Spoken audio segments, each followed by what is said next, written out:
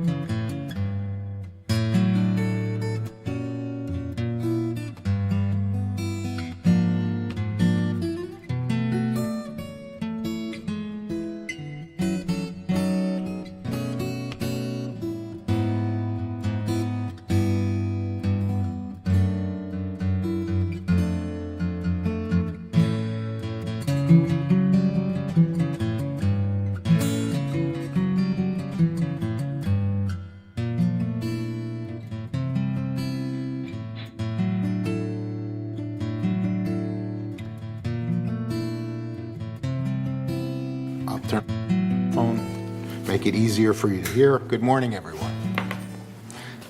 Welcome to our meeting.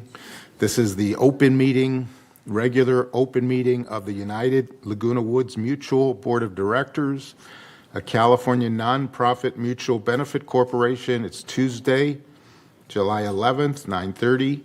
We're in the boardroom in Laguna Woods, and this is the notice of the meeting and agenda.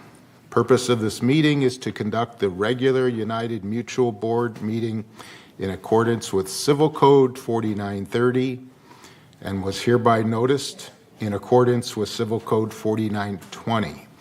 So I'm calling the meeting to order, and we do have a quorum. And do we have everyone that's on Zoom can hear us? Just to make sure, do we have two people on Zoom or one person on Zoom? Yes, President Ross, good morning, everyone. I can hear you. We can't hear you, but we can. Yes, President Ross, I can hear you. Yeah, we could barely hear you. Oh. Okay, that's better. Unfortunate. I don't know what to do. Now we can hear you. Now we can hear you. Oh, you can hear me now? Yeah, we're good. Thank you. Anyone else on Zoom? That's it, just Azar. Okay. I thought maybe Sue might be on Zoom, but I guess she's not. Okay, I'd like to acknowledge, first, Pledge of Allegiance. So I'm going to lead the Pledge of Allegiance, if you all would stand. I pledge allegiance to the flag of the United States of America and to the republic for which it stands, one nation, under God, indivisible, with liberty and justice for all. Thank you very much. Now, acknowledgement of the media. Do we have media here today?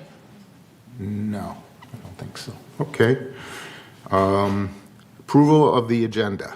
Any changes to the agenda? Any adjustments of it? Tom? Yes, I'd like to move 11B3 off of the consent agenda. 11B3. Do we need to take a vote for that, or what's the process for removing something off the agenda? You would just approve the amended agenda. Okay. 11B3. And you're saying because we're not ready to, we want to talk about that separately, is that right? That's correct. Where do you want to move it? Yeah, where do you want to move it? Good question. To 12 new business or or? 13? It would be new business, I would. Yeah. That's fine. Okay, so- 13F? Yep. All right, so let's, 11B3 is now 13F. 13F. Okay.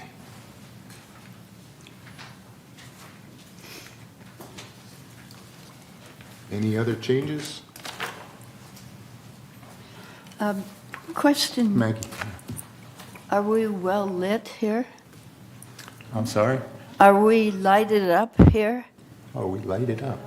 Yeah, I think we got lights. I don't know what it looks like on TV.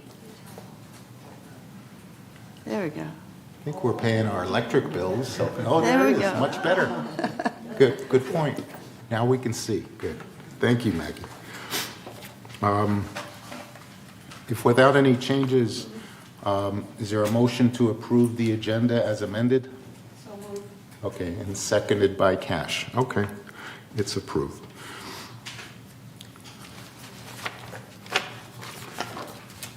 Okay. Approval of the meeting minutes for June 13th, June 22nd, and June 29th. Are there any changes to any of those minutes? Yeah, Maggie. Just a typo on Tuesday, June 13th. It's page 3 of 14 on 5A. It's just the top line. It says, Director Blackwell assisted the member who relayed concerns regarding foreclosure items, directed the member. At the very first line on page 3 of 14, foreclosure stamps directed the member. Yeah, that's all. Okay, I don't know where that's at.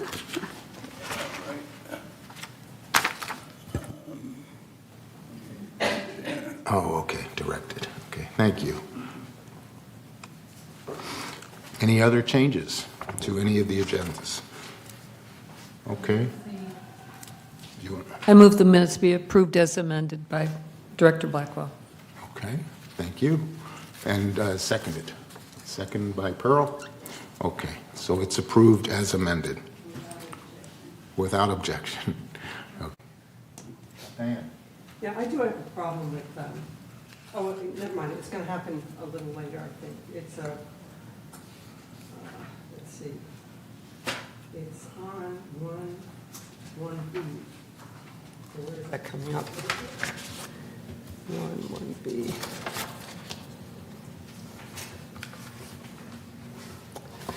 I don't know, there's just a ad hoc committee report in here that I don't agree with, so I don't know where that comes into play.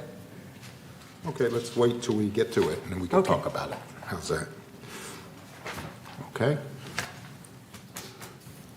So now I'd like to give my report of the chair, and a couple things I wanted to talk about.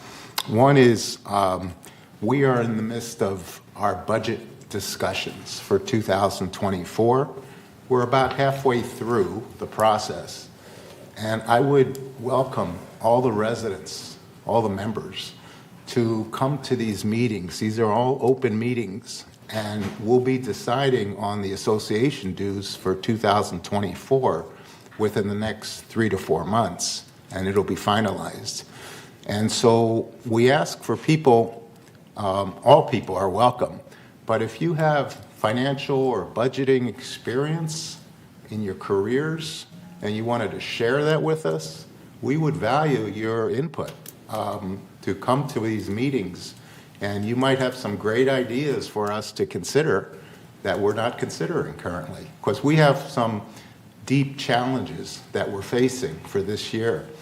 One of the challenges, for example, is the ever-increasing cost of property insurance.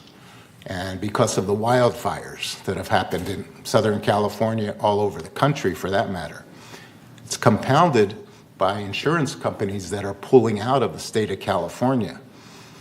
And all of that being said, it's increasing our property insurance by about $1 million every year for the last several years. And we're trying to do our best we can, come up with ideas on how to combat that, but it's a very difficult issue. We're also working with VMS, and VMS is working very hard to try to, and they've done their great diligence in seeing what they could do to reduce the costs of employee expenses benefits, because that's our number one cost in our budget. And they are on a downward trend on the number of employees, full-time employees. So this is good. They're looking at departments closely. They're looking at what can be done to reduce expenses. And we're challenging them on a regular basis to see what they can do better. So it's all part of the process. And but we do welcome your input. And if you have ideas you'd like to help us, we would love to hear them. So come to our meetings, and they're all posted on the website. The second thing I'd like to talk about is just what I've been talking about ever since we started, and we'd like to keep the professionalism of this meeting consistent.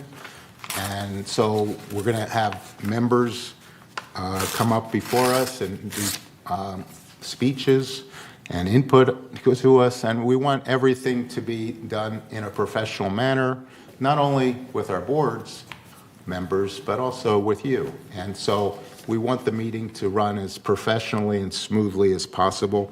So we ask that there not be any shouting, disrupting, and any kind of activities like that. So, and you all know how to do that. And I have complete confidence that this will be a very well-run meeting. So thank you. With that, I'm going to, good point. We do have a new board member, and I'd like to welcome her. She's Vidya Kale, and so she just joined us when one of our other board members resigned, and that was Mary Simon. So Vidya comes with us with a lot of qualifications, and please welcome her to our United Board. Thank you.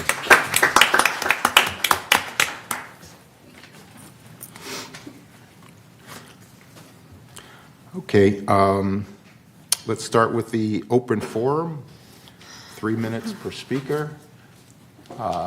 So do we have any people that would like to speak? Yes, the first speaker is Ms. Julian Godwin. Okay.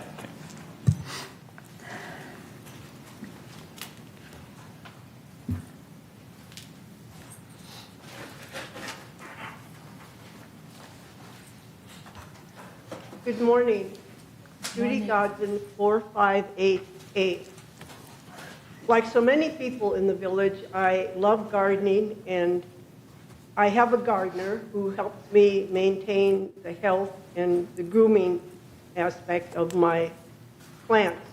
My pride and joy is a hydrangea that's taken years to develop, and it's very full, and it has blooms from top to bottom, and people often ask me if they can have a bouquet, and I'm more than happy to oblige them.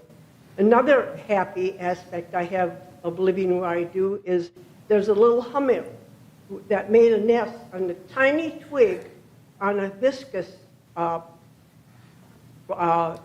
bush right outside my kitchen window, about this far. And she's right there. I can't see into the nest, but I can see her when she's on it. And she doesn't seem to mind when I come into the kitchen, turn on the light, make a lot of noise. And my friends and my family, they were all asking, what's happening, because we're waiting for the chicks to come. And she just was right there. When I was at the sink, she was just inches from my nose. On January 7th, I left my unit to go to an appointment, and there were workers around, but I was assuming that they were there to pick up the debris from the previous day, so I didn't think anything. I came back, and my hydrangea was completely destroyed. All the branches on the side were cut, and they were cut low, like this, from the ground. And nothing was left except the top. Now, mind you, the hydrangea was mine. I planted it. I took care of it. The workers were still there. And I said, why? And they kept saying, this is what we were told to do. This is what we were told to do. And I said, did you have any training? Were there any supervisors?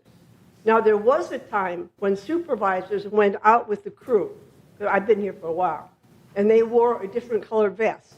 And they would lay out the job.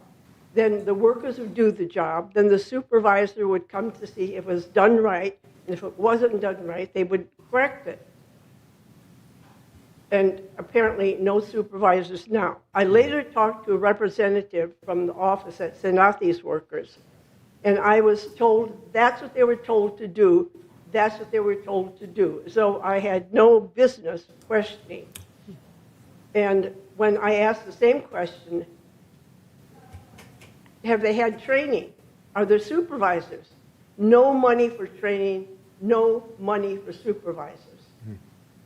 Then when I went back into the kitchen and I was looking out the window, it looked like something was amiss with the little hummingbird nest. So I went out to look, and I was always avoiding going near her because I didn't want to scare her. And sure enough, somebody had clipped the tiny twig.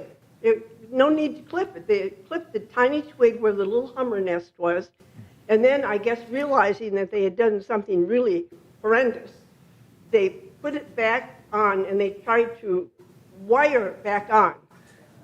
And there was no sign of the hummingbird, of any eggs or any chicks. I mean, it was something that couldn't be corrected. And she was a delight. We're kind of running out of time. Could you wrap it up? Okay, I filed a form asking that the workers no longer come to my unit. I will take care of it because I can't stand that heartbreak and the threat of coming back to such destruction, wanton destruction. Okay, thank you. We'll respond to you after we listen to all the members. We'll have a response to you. Any other members? Yes, the next speaker is Ann Beltran. Good morning, Ann Beltran, 8540. Thank you for the work you do by serving on this board. My request today is that during your town hall discussion, you consider the idea of a joint town hall with joining United with Third on the issue of energy conservation. And my reasons for this include things like Bart Mejia has stated in meetings I've attended that it is a solid assumption that our energy costs will increase on an average of 5% a year.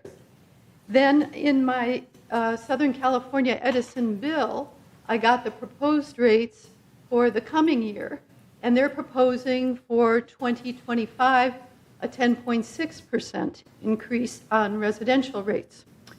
And then you have the fact that many people who live here already cannot even read their Southern California Edison bill and understand how to respond to things like tiered systems and time of use and so on.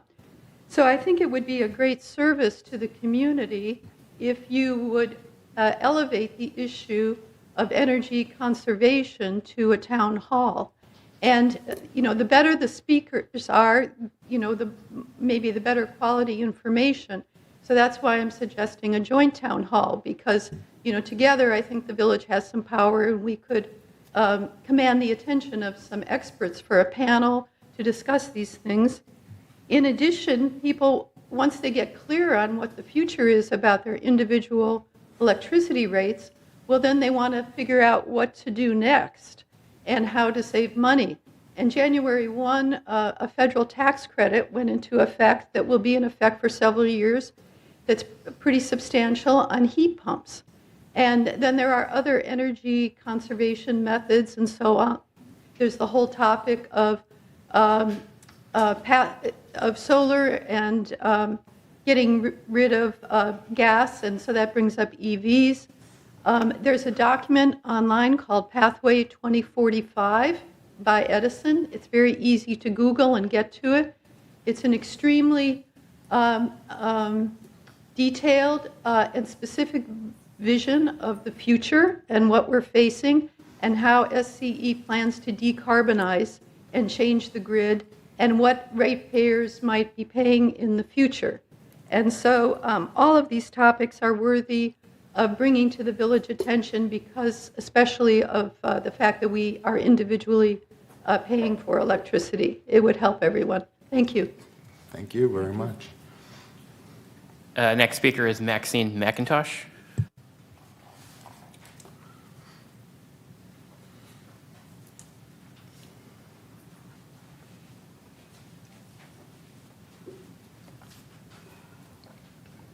Good morning. I'm always so happy to see everyone here, staff and board, knowing that you're putting in your time to keep our lives as good as they are and better. Thank you very much. Hearing even some of my neighbors complaining, oh, prices are too high, we need to get things down and so forth, reminded me of when my husband and I moved here 30 years this month. And my husband said, I think we're ready to move. And we were in a big, like a lot of you probably were, 2-story house. We thought we were smart 30 years before that by buying the largest lot on the street. Well, when you get older, that's a lot to take care of, even when you hire people to help you. And he said, I'll make a list. And I noticed him visiting a friend at an assisted living unit not far from here a couple of weeks ago, that they hand out a list in trying to talk people to move in and buy one of their units. And they have a list of everything they provide at no additional cost. And then they have a list for you to put down what you're taking care of here and what your cost is. And it really lowers the overall cost a lot. And that's what my husband did. He made these 2 comparison lists. And he said, honey, I think we'll save about $650 a month, starting right away when we moved to what was then Leisure World. That was 1993. And I hope when people are coming and they're offering their ideas to the budget committee and so forth, that they really are helpful to you and not just complaining about prices going up. We think of all our current expenses that I know we had to take care of in our house and no longer had to when we came here immediately. I've never met anyone who said they didn't save some money when they moved here. We had been there just long enough. We were having to replace the roof, a long, steep driveway that went down the hill out to the street, the entire driveway. And of course, the painting in a 2-story building costs more than a 1-story, et cetera, et cetera, et cetera. And even though we liked doing a lot of the gardening, we had to have a gardener to shape it up, make it look better. It's just a time for all of us to really appreciate what we have for, $720 a month about. I am really impressed. I put it that way, I've been through working with, appreciating a lot of general managers in those years. And Saban is my favorite. And I don't mind saying that. I think with the savings, I keep reading of the savings, you do too, I know, that they have brought to all of us. And all of us in the mutual, I think as long as we remember that we're in a mutual, that helps. Mutually kind to each other, mutually sharing information, mutually taking responsibility by at least watching a meeting at home, if not coming to see one in person. So I hope there'll be many people there to help you at the budget time. I'm now the driver for my husband, so I'm afraid you don't see me as often as you used to because he wants to go, go, go, go, go in that little red car every day. But thank you very much. I know you've got a big job ahead of you. I've been there, and I really appreciate it. And I want everyone here to remember in our village that everyone on our board also lives in the mutual. Every decision they make and the staff makes affects every one of us. Thank you. Thank you, Maxine. All right, the next one's going to be an email from Chris Collins. Chris Collins, 3306Q. I'm here with an update on the work of the foundation on behalf of residents of Laguna Woods experiencing temporary financial crisis. Foundation update, new initiative. Neighbors helping neighbors has long been the foundation of Laguna Woods' motto, and many know sometimes means expanding the concept of help. When it was learned that nearly half of the local ambulance calls were due to falls, the foundation began funding fall prevention classes and emergency response devices to assist residents. Another issue has also recently emerged, planning for the inevitable. For example, suddenly being admitted to the hospital without a medical directive can be can become a serious problem. Who will make decisions if you are not able? Who will provide your medical history? Who will assist with aftercare planning? Being prepared can make all the difference in emergencies, illness, and end-of-life experiences for ourselves and for our family and friends. But many of us are reluctant to make decisions, have conversations with loved ones and healthcare providers, and take financial and legal steps to plan for an uncertain future. Preparing a plan, though, can give you peace of mind, help ensure that your wishes are honored, and ease the burden of your loved ones. To begin the process of advanced planning, residents can request a copy of a booklet entitled 5 Wishes, which will introduce some of the issues involved from social services at 949-597-4267. These booklets were purchased by the Foundation to help residents. The Foundation of Laguna Woods Village is also starting a new initiative to help residents plan for the inevitable. The initiative will use classes with experts, television programs, and publications to explore the psychological health, financial, and legal aspects of planning and to identify resources to assist with the process. Be on the lookout. This initiative will begin this summer.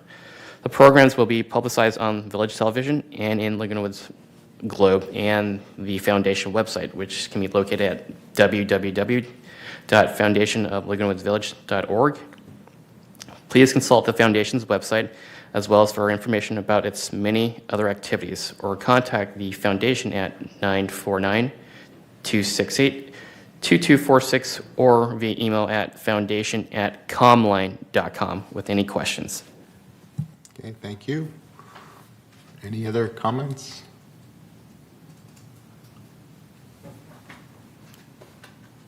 Is that it? That's it. Okay. So now response to forum speakers. Who would like to give a response? Maggie? Thank you. It is me, Director. No, Maggie. Go ahead, Maggie. That is me. Maggie. Thank you. For Joan, Can I start reading? No, Maggie. Thank you. That's For the floor. Joan on 458A, what was done in the past can be done now, I believe, still. If you have a plant in your yard that you don't want disturbed, whether it's yours or theirs, I used to wrap a ribbon around it or a police tape where if I had any kind of ribbon or something around the plant, and then I'd hang a sign on it with a big circle with a line through it. And the gardeners will stay away from that. And so if you have a hummingbird again or anything, any special plant, you can try that. I think that's still in effect. I've done it for years. I haven't done it the last 2 years because there's nothing out there that I really love this time. And so, but just put a ribbon all the way around the plant, make it obvious, and just put a big sign with no. They wouldn't touch it up until, I haven't put it up the last year or so, but they won't touch it at that time. We'll have to check and see if that's still true. Okay, I know that Azar wanted to speak. So, Azar, can you hear us? Are you still on there, Azar? Okay, let's go to Diana. We used to have a yellow stake program where you put a yellow marker outside, but we don't have that anymore. Right. And to wrap something around a bush and put a big sign on it would look tacky, don't you think? Well, you only have to do it the day before they're Well, coming. you don't can always see. know. She didn't, when she left, she didn't know they were going to come. So it's a problem. It's published in the Globe. Thank you. Okay. Well, anyway, I would say this does seem to be like a big issue. I mean, that they would come and do that. I mean, they're not supposed to take off flowers. That's something that has gone through recently, that they're not supposed to top trees or take off flowers when they're still flowering. So I don't know why they did that. And, that I'll have to talk to Kurt about that. Okay, Shaban.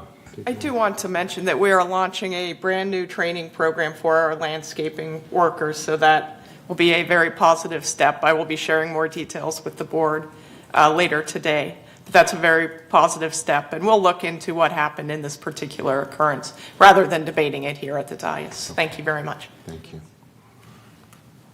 And when you look into it, can you report back at our next meeting what transpired? Yes, sir. Thank you. Okay, thank you. And you could report to the resident as well. Okay, thank you. Any other comments? I think that the town hall on the energy conservation is an excellent idea because it affects us every month. Our bills are going up, and it will affect every one of us. And I think it's also would be a very educational to us for us to find out like what time slot that charge less. They have a different rates for different plans, and of course it is all posted on their website, but we don't pay attention. So we can make a point of outlining those ideas, and so we can fight against the inflation. And the energy bills are going up every year, so I think that's a good time for us to start. Thank you very much for the suggestion. Yeah, I think that's an excellent idea to have this group meeting, which could be, Lenny has talked about before, having it in the PAC, and I mean, maybe even having a panel there that could help us with this increase in electricity and what's going to happen in the future. So I think it's a great idea. So I know we're going to be talking about town halls. Thank you. Okay, so I had a comment. I think that is a great idea, and I welcome Ann. If you'd like to help us with that town hall, we would encourage you to help us with that because you have a wealth of information, and we're not supposed to have VMS employees at our town hall, so we're going to be trying to get the best people from SCE and other sources. So you're welcome to join us if we do decide to have that town hall, but I think it's a great idea to combine with Third and have the town hall from both sides, both perspectives. But we're going to talk about that at our town hall session. And also, I guess that was it. Yeah. Any other comments? Okay. Yeah, Pearl. Yeah, Sorry. I have a short comment. In this members' comments, we always talk about problems, and I really appreciate Ms. McIntosh pointing us some of the positive things, because we do have a lot of things that are right. And of course, more things are wrong. So I really appreciate the positive feedback. Thank you. Okay, now we had Director Ascari set to do the response to past open forums, but I don't know if we have her on. Oh, Yes, she's there. I can. Azar, Yes. can you go ahead? Yes, thank you so much, Mr. President. This is United Members' comment. So the first one is Elizabeth Ramino, 2035A. She's asking about the follow-up on her harassment issue. She also mentioned about the missing money that needs to be audited. The response is, per compliance and security, there is no open harassment case right now, and there is no money missing. All financials are audited annually, and the findings are reported on to the residents. The next one is Mary Joyce Domingo, 2019A. She reported that she has been getting scam foreclosure notices as well as text messages. She is asking assistance how to stop this and wants to warn other residents. Response to Mary Joyce's by several directors was that she can report a scam to Secretary of State or Department of Housing or Department of Justice. Also, it was suggested that she can learn how to block scam messages on the phone and emails. The next one is Joe Morris, 392B. He talked about the crosswalk hazard in the corner of Via Estrada and Mallorca.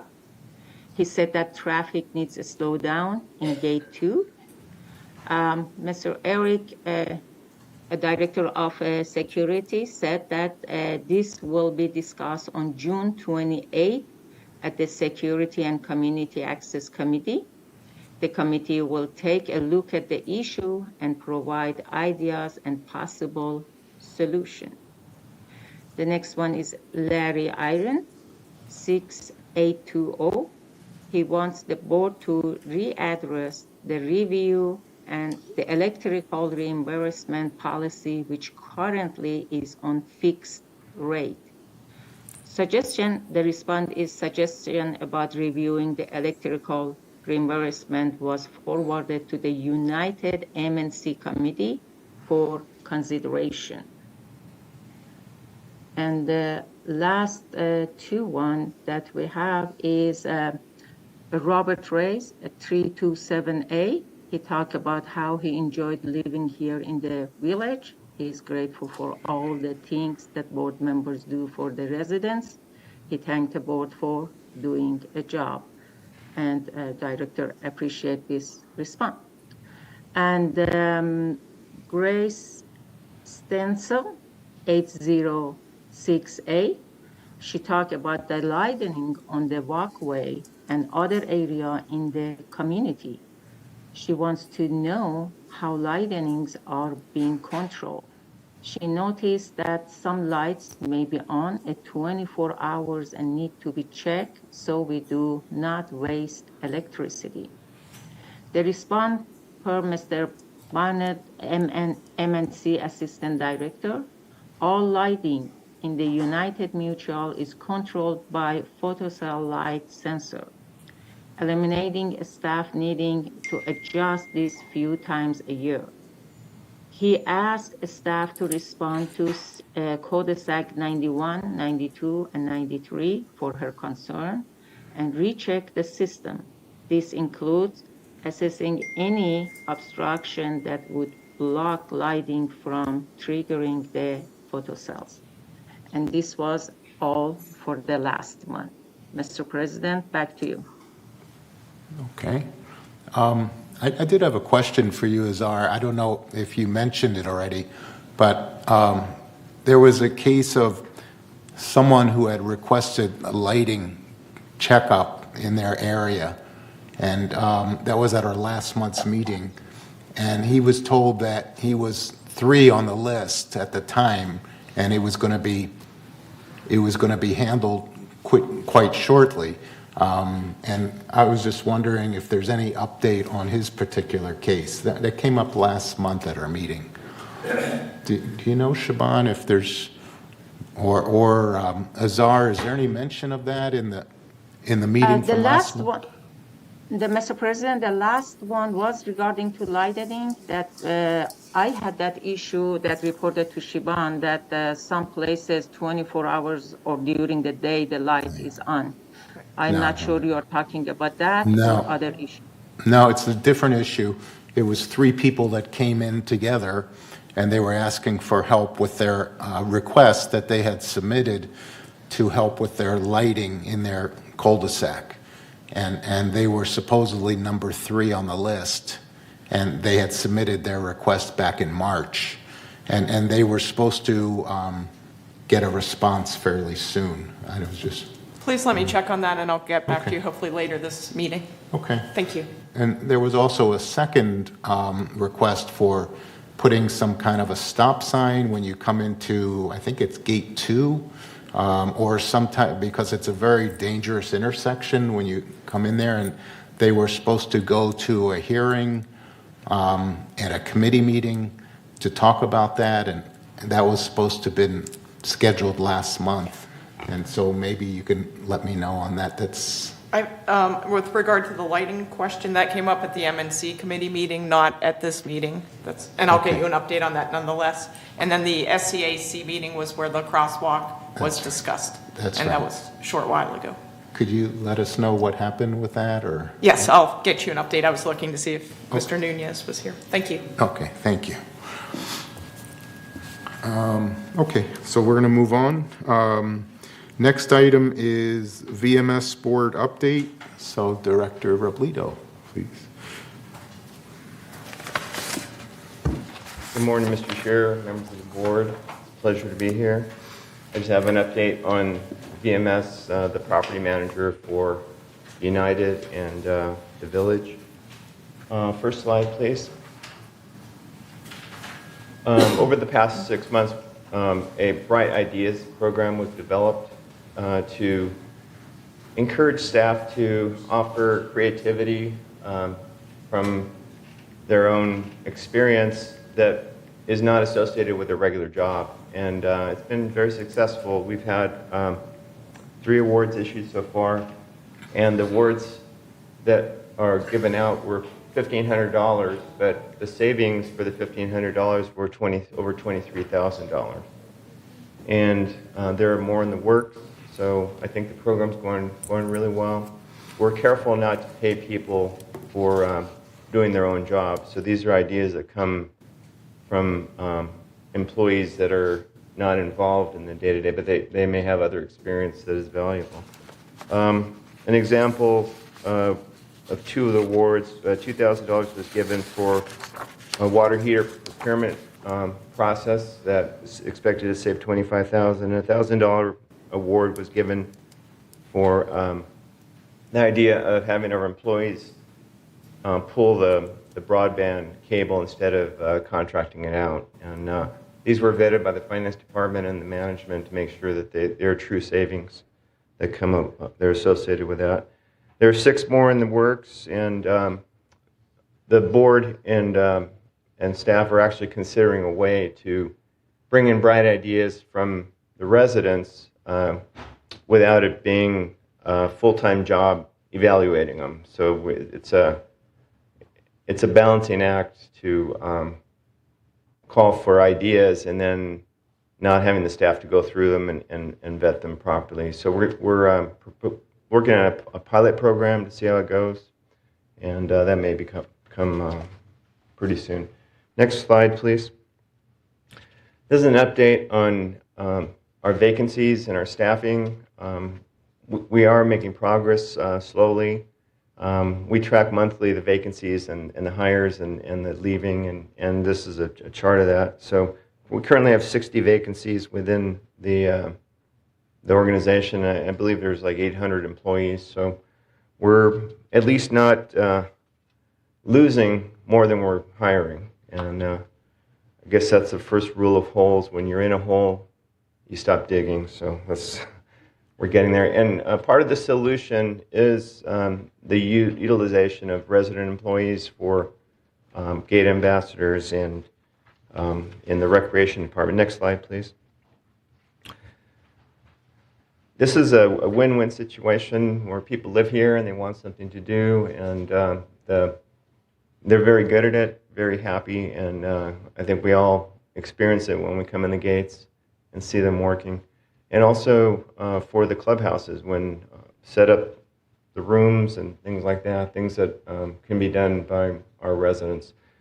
So we're utilizing that, as well as looking at other ways of retaining employees through recognition programs and trying to adjust our salaries where there are inequities. So not only bringing in new blood, but also retaining. One thing that may help with the vacancies of the landscape department is the maintenance of the golf course. If there's a different arrangement for that, that would free up some employees to do manor maintenance versus the golf course maintenance. Any residents interested in the openings, there is a part-time admin specialist available, but it's posted on the Laguna Woods Village website under careers and residents. Next slide, please. I think it was mentioned earlier that VMS, and I appreciate the positive comments as well, VMS and the board and staff are constantly looking for efficiencies and ways to improve things. And one of the strategic objectives that came out of the strategic planning meeting was to look at our vacancies that we're holding and we're funding. So we're collecting money, but then it seems like the vacancies are always there, either because of turnover or because the function can be done with less people. And staff at the department level did do a top-down review of that, and 16 positions were identified that could be defunded in the 2024 budget. So that's flowing through. Next slide, please. So this shows how we're doing the same job. So one of the things we have to be careful is if you cut too much, then you don't get your services. So it's kind of like when you go into a restaurant and the price is the same, but the portions are smaller. That's so we're talking about efficiency to do more with less, and this shows a trend of what's been happening over the last 5 years. And as you can see, the 16 positions will save approximately $930,000. This is village-wide, though, so I don't have the amount that's going to be flowing through to United, but it is savings village-wide. Next, please. Another strategic objective was to get rid of what I call busy work or non-value-added work that takes staff time. An example would be preparing a report over and over again that's very time-consuming, that no one reads. And what the boards ask for is for a review or asking staff, what is it that you do that you don't think is valuable? And we've had a lot of suggestions, and by eliminating these non-value-added tasks, we can, as we said, do the real work instead of the fake work, and hopefully do with less employees, less staff time. And so 22 non-value-added tasks were identified. They're on a review because we want to make sure that they're really not needed and just not the opinion of the employee. But an example would be every day, 20 minutes takes to raise the flag and lower the flag. And you can still be in compliance with the flag rules with a light on the flag. And for a low cost, you have to be careful not to spend a lot of money to save. But for the low cost of a light, you can avoid 20 minutes of staff time. I think it's per location. So that's an example of savings. The other, the next slide, please.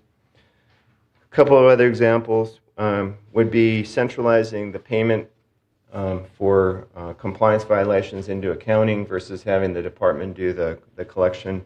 It's more efficient to do it. They're set up to do that. They can do it right at the counter. Next slide, please.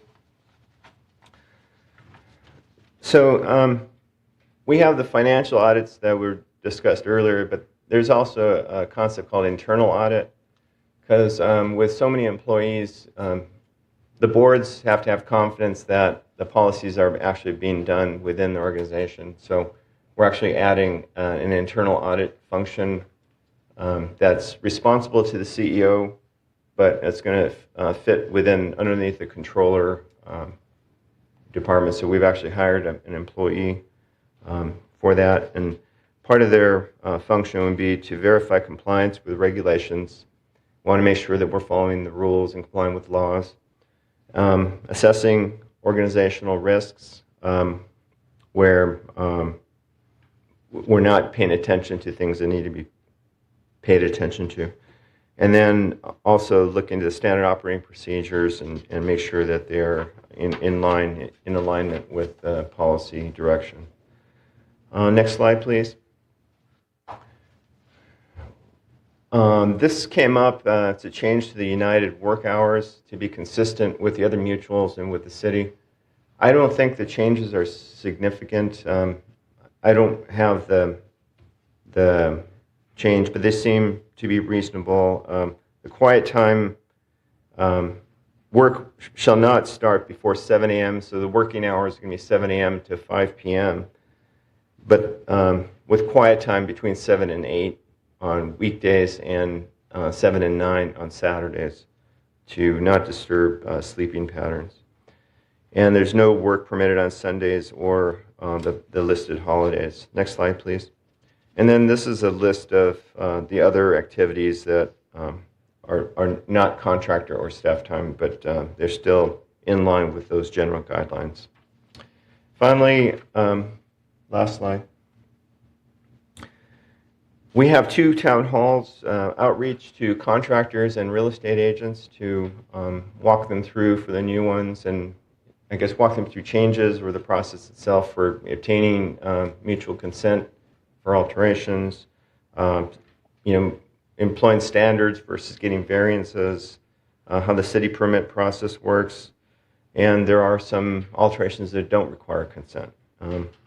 Likewise with the real estate forum, talking about our HOA transfer process and how that works. That concludes my report, and I'd be happy to answer any questions.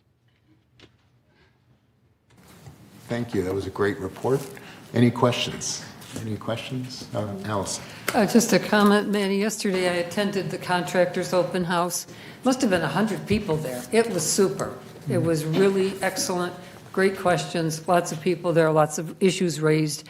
And Mike Horton and his staff, as well as the chap from the city, people from the city, did a great job. So it was very worthwhile. Very good. Thank you. Good to hear. Thank you. Any other comments, questions? Okay, thank you very much. Thank you. Okay. Next is CEO report. So, Siobhan. Thank you, President Ross, honorable members of the board. This morning I just wanted to go over a few updates with you. And I do have a PowerPoint that we'll put on screen just so everyone can see the information that I go over. The first item I would like to start off with is a reminder that the asphalt overlay work scheduled to take place on Via Estrada at Gate 2 starts today and runs through Thursday. Thursday's July 11th. Today's July 11th and it'll run through the 13th, which is Thursday, excuse me. The work hours are 7 a.m. to 4 p.m. Gate 2 will be closed to traffic during these times. Residents should plan to enter through gates 1 or 3 and exit through gates 1, 3, or 4. The gate is expected to reopen after the completed work each day and during non-working hours. But just wanted everyone to be aware of the work at Gate 2. Next, we have the business plan meetings, which President Ross mentioned. I just thought I would put the dates and times on the screen so everyone can see them. United's business plan review of version 2, which is occurring this week, is Thursday at 1:30 p.m. here in the boardroom. And then next month, United meets for its televised business plan review. We call this version 3, and that will be on Wednesday, August 9th, again in the boardroom here at 1:30 p.m. And again, that meeting is televised. And then the business plan adoption is scheduled for Tuesday, September 12th at 9:30 a.m. as part of the regular board meeting agenda. Also wanted to draw residents' attention to new residents orientation. This is an opportunity for new residents to learn about topics such as mutual operating rules, service requests, how to get involved in the community, and so forth. Upcoming sessions are tomorrow at 4:30 p.m., Friday, August 4th at 9 a.m., and Wednesday, September 13th at 4:30 p.m. Those meetings take place here in the boardroom, and reservations are required by emailing info@lagunawoodsvillage.com.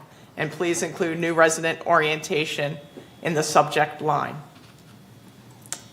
The last mulch day of 2023 is coming up. Mulch generated by our landscaping services department will be available for free for residents. This is Friday, August 25th through Monday, August 28th at clubhouses 3 and 5. Mulch events are for residents who wish to enrich soil in their private and personal garden areas and garden plots.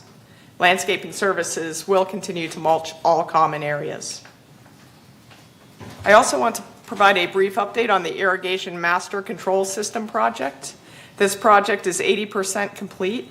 and as a reminder, is expected to save 74 million gallons of water annually throughout the village and more than $280,000 annually based on our current water rates. While the majority of landscaping irrigation is done at night, irrigation technicians are testing the new system in real time during the day. Technicians are running systems through full-time cycles, adjusting spray heads and run times to increase efficiency and reduce runoff.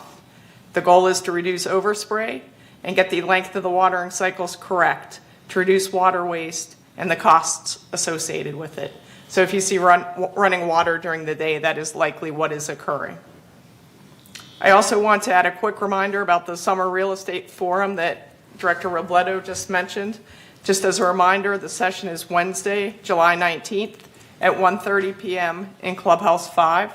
Seats are limited, so please RSVP, and the email address for that is realtorforums@vmsinc.org. And lastly, I would like to remind residents that the preferred individual delivery method for mutual documents must be selected by September 1st. This is per the new Senate Bill 392. You may email your delivery method preference to information@vmsinc.org. If you do not respond by September 1st, the last mailing address provided will be deemed your preferred delivery method for the year. And as a reminder, selecting the paperless option can save $7.50 per manner in printing and postage for the spring and fall mailings. If 12,000 manners go paperless, this would save more than $90,000 each year. So we really encourage our residents, if they're willing, to go electronic and receive their documents electronically and help us save money and help sustain our village. And with that, I will conclude my presentation. Thank you. Okay, thank you. I just have one question, Siobhan. You mentioned on the irrigation system that it's going to save us a lot of money for savings in water of around 280,000, I think you said? Yes, sir. Is there also a credit on top of that that we're going to save money on? We are receiving approximately $350,000 in rebates from Metropolitan Water District, and that will be applied to the cellular costs associated with the system and keeping in contact with the system. Great. So that's also great news. Good. Thank you. Thank you. Any other questions? Okay. Okay, so the next item is the consent calendar. And so is there a motion to approve the items on the consent calendar or make any changes to any of the items or discuss any of the items? Dan? Well, I know we're removing 13, removing number 3. Number 3, right. But there's also a... Microphone. Oh, Yeah, microphone. Oh, I had it on, or somebody turned it on. Okay, so anyway, there is also an attachment 11B3 that I'd like removed from this packet. I mean, if it's kept that way, because it has to do with the ad hoc committee that was formed. And, you know, when that was formed, I don't know how it got put in this way, but there's negative things in there, and I would like it to be removed from this attachment. So it's 11B3. That is the Well, one it that just was shouldn't moved. be, it's not going to be discussed now in Yes, it is, in 13F. 13F. So Yeah. just remove it from there, and it doesn't really, it's the formation of the ad hoc committee. So even though 13B has to do with the 2 full-time equivalents, you know, that were discussed in the ad hoc committee, I don't know why that has to be in there, because it's really got some bogus stuff. What do you want us to do, Diane? What's your I don't request? know. Does this packet stay in place as No. Let's let a Tom talk, reference? I don't understand. If I can summarize what I think you're asking for. Okay. Is that you would like page 3 of 4 and 4 of 4 removed, that it has nothing to do with the Yes. actual recommendation, Right. is what you're saying. That's what I'd like. 3 of 4 and 4 of 4. Can you explain that, Tom? Well, the resolution 012230 is what Diane's saying, doesn't serve any purpose in this, but it's part of the agenda packet already. It's a reference material as Oh. to the purpose of the ad hoc committee, since the ad hoc committee charter was approved by this board. Yeah. Yeah, I see. when I was ignorant Oh, to okay. what it was doing. So you're only asking for the backup of I just- 1311B3 to be removed? Just remove it, I just see. remove it, that's Okay. all. Okay.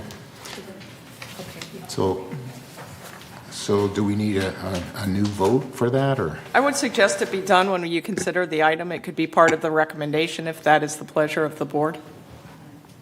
Okay, Yeah, since it's got some bad stuff in there, I would like it just to be removed. okay. So we'll go ahead and remove that, as Diane requested, because it's backup for 11B3. So, okay. Again, President Ross, I would ask that we address that when you consider the item and include that in the recommendation if that's the pleasure of the board. So you're saying, how do we do that? You would add it to the recommendation when you consider the item itself. So Okay. there's a formal record of the request and vote. Okay, when we get to the item, we'll talk about that then. That still Oh, I- remains 13F then? Thank you. So I move that we approve the consent agenda as amended. And it's seconded. Okay. Without objection? Any objection? Okay, then it's approved. Okay. Unfinished business, there's none. New business. So first item is town halls, so let's talk about town halls for a minute. Did we talk about last month's town hall? What was that? Last month's in June. I think we talked about that, didn't we, at last month's We meeting? talked about it at the closed meeting, or I don't know if we actually discussed it at the board. Okay. No. Who did the last Closed month? That meeting. was It was Sue you. Quam, she was in Sue, charge. okay. She held the meeting, and Yeah. it was a great meeting. Huh? If you're going to talk, please use your Yeah. microphone. It's still on, so I don't know. Tell us what was talked about and what was discussed. Okay. And maybe just in Trying to general. remember. Okay. It was an insurance presentation by a Insurance. representative from USI. Oh, it's great. By Zoom, and she talked about our master policies in place. And so it was looking at the mega level of our insurance, our grand insurance plan. And of course, incidental to that was the HO6 policy that always comes up for individuals to cover. But we were talking about the mega policy and the fact that we don't yet have our premium in for next year, but as far as what it might be. But it was well received, lots of people there. And, you know, lots of people, I think, are keenly tuned into insurance issues. There's been enough in the press, for goodness sake, that everybody is pretty well aware. Yeah. No, I thought it was great because the presentation was a Zoom from the presenter. Right. And it was so nice that the staff worked so hard to get that working well. Right. And she was able to answer questions from the audience, and there was a lot of questions. People were really concerned with the insurance and what our coverage, does for us. So it was very good. Thank you. I heard that Jennifer did a good job on the presentation from UCI. Excellent. Excellent. Yeah. Okay, good. Yeah. And she happens to be our broker now, currently for United, to see what she can do to get us the best rates that will start in October for us for our new year. So we're anxiously working with her, and hopefully she can come up with the best rates possible. Then as far as this month's town hall, who is leading that? Yeah. You? Thomas, what do you? No, actually, Go ahead, it was discussed in the agenda prep meeting, and it was going to be Tony with alterations for the next month, and then the loans for September, because the loan resolution will be on the 28-day approval, if approved today, so it won't be finalized. Well, I think it might have been changed a bit because this month is landscape. Right. This month, we're having a landscape town hall. Just Friday. And then the next one is alterations, and then probably. Right, I was talking August and September, Oh, sorry. okay, perfect, August and September. Yeah, so the one that we're having in July, which is this Friday, is landscaping. So, anyway, please come. And I did receive, regarding landscaping, I did receive a letter from one of our members, and I'll pass that on to you, Diane. But it's a letter indicating that he would like to help out with whatever he could as a resident if they form any kind of a task force or ad hoc committee or whatever to help us with landscaping. And he was very interested with his background to see if he could support us. So I'll give you a copy of that letter. Yeah. And then the following, then August is planned for alterations, is that right? Yeah. Okay. And maybe we should consider September being the conservation of energy. If we pick out a couple months from now and see if we could, what do you all think of doing a combined town hall with Third and come up with a plan to talk about how we could maybe expand solar, how we could conserve energy, how we could work to attack the ever-increasing cost of electricity. I think all those things are very valid and very needed. So what do you all think of that? I think it's a great idea. I think we should do it. Maybe we could talk about it more in the closed meeting too, because I know Azar, wants to talk about her loan program. But I think it's a great idea, especially if it's a combined town hall, in the PAC. I think would work out good. Oops. Now I'm too loud. Maggie. Yes, I like that idea. That affects everyone. Okay. Thank you. Okay, great. Thank you.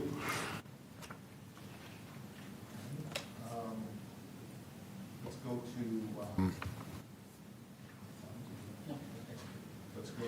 item 13B. First, a motion to approve is a revision to Architectural Standard 1, General Requirements, July initial notification, 28-day notification. So we need someone to read the motion. Would you like to, Tom or Allison? I was just going to say, I believe VMS was going to introduce these motions. Yes, we have Bart Mejia and Michael Horton in the audience. Can one of you please introduce the item? Thank you, Tom.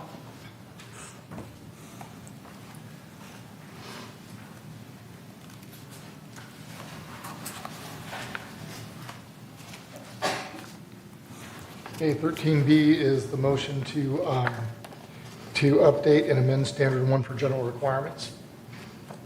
And as Director Rubilato had showed on his PowerPoint, it directly is relating to working hours and parking for the contractors. This is the biggest update.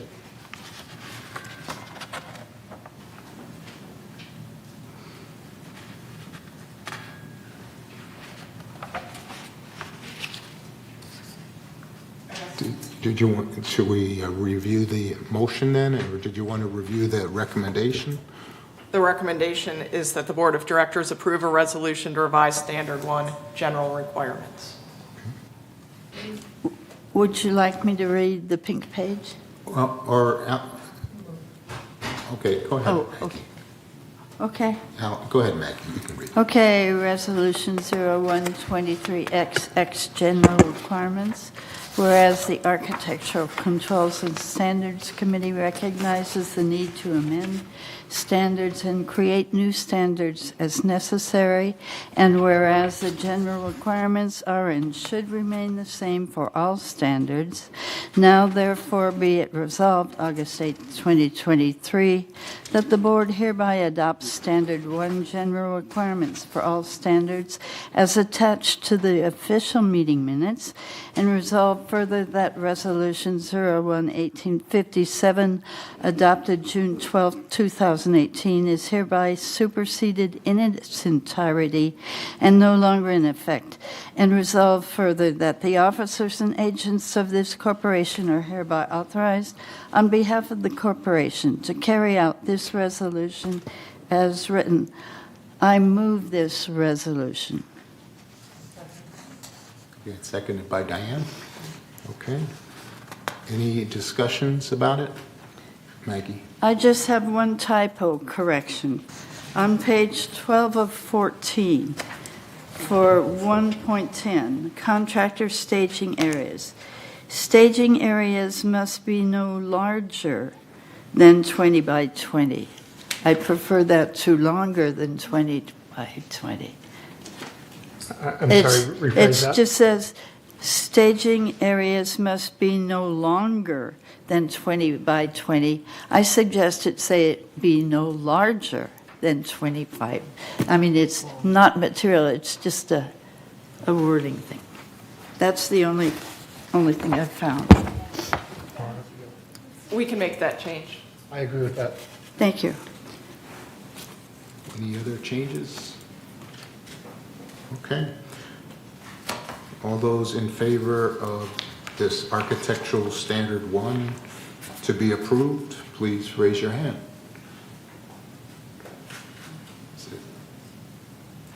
Vidya, what's your vote? Yes? And everyone, it's unanimous. Azar, are you in favor? Yes. Okay. So it's unanimous.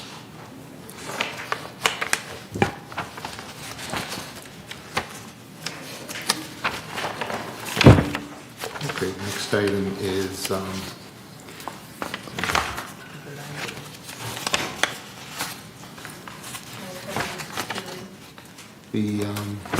where are we at? 11C. And we just did that, right? 13C No, is, one has to do with the patios and balconies. Oh, I'm Right. 13C, okay. Okay. Okay, so next item is 13C. It's the entertain a motion to approve revision to Architectural Standard 15, floor coverings, exterior balconies and patios. July initial notification, 28-day notification for member review and comments to comply with Civil Code 4360. there is no pink page here. Do you want me to read page 7 of 14, or is that the one that is I have- superseded? Please see page 13 of 14. Yeah, I can read it. Yeah. Okay. Allison, go I ahead. have Good, it good. in my I don't package. have it. Resolution 0123.XX, revised alteration standard 15, floor coverings, exterior, balconies, Oh, and that's patios. all in one. Whereas, Sorry. got it? Okay, okay. Whereas the Architectural Controls and Standards Committee recognized the need to amend alteration standards and create new alteration standards as necessary, and whereas the Architectural Controls and Standards Committee recognizes the need to revise alteration standard 15, floor coverings, exterior. Now therefore be it resolved, August 8th, 2023, that the Board of Directors of this corporation hereby adopts revisions to alteration standard 15, floor coverings, exterior balconies and patios, attached as part of the official minutes, and resolve further that Resolution 01-18-105, adopted September 2018, is hereby superseded and canceled, and resolve further that the officers and agents of this corporation are hereby authorized on behalf of the corporation to carry out this resolution as written. July initial notification, should the board endorse the proposed revisions, staff recommends that a motion be made and seconded to accept the resolution, allow discussion to ensure that a resolution reads to the satisfaction of the board. Staff then recommends that a board member postpone the resolution to the next available board meeting, no less than 28 days from the postponement, to comply with Civil Code 4360. So This has now been read into the minutes and moved. Do you want to make a motion to approve? I move to approve it. Okay, seconded by Meg. Okay, any comments about this one? Any changes to it? Okay. So all those in favor of the motion to approve revision architectural standard 15, please raise your hand. And I think it's unanimous. Azar, are you in favor? Yes, Okay. President Ross. Okay. So it's approved. Okay, so we now need to see if Jeff's available. Is he, oh, there he is, okay. Good morning, Jeff. Can you hear us? Morning, everybody. Yeah, we can hear you. Good morning. Good morning. We're about to take on 13D. So this is the entertain a motion to approve the recognition agreement for non-institutional lenders, July initial notification, 28-day notification for member review, and comments to comply with civil code. So in this one, who's going to read the pink sheet? I can read Allison? that. Okay, thank you. Resolution 0123-XX, recognition agreement for non-institutional lenders.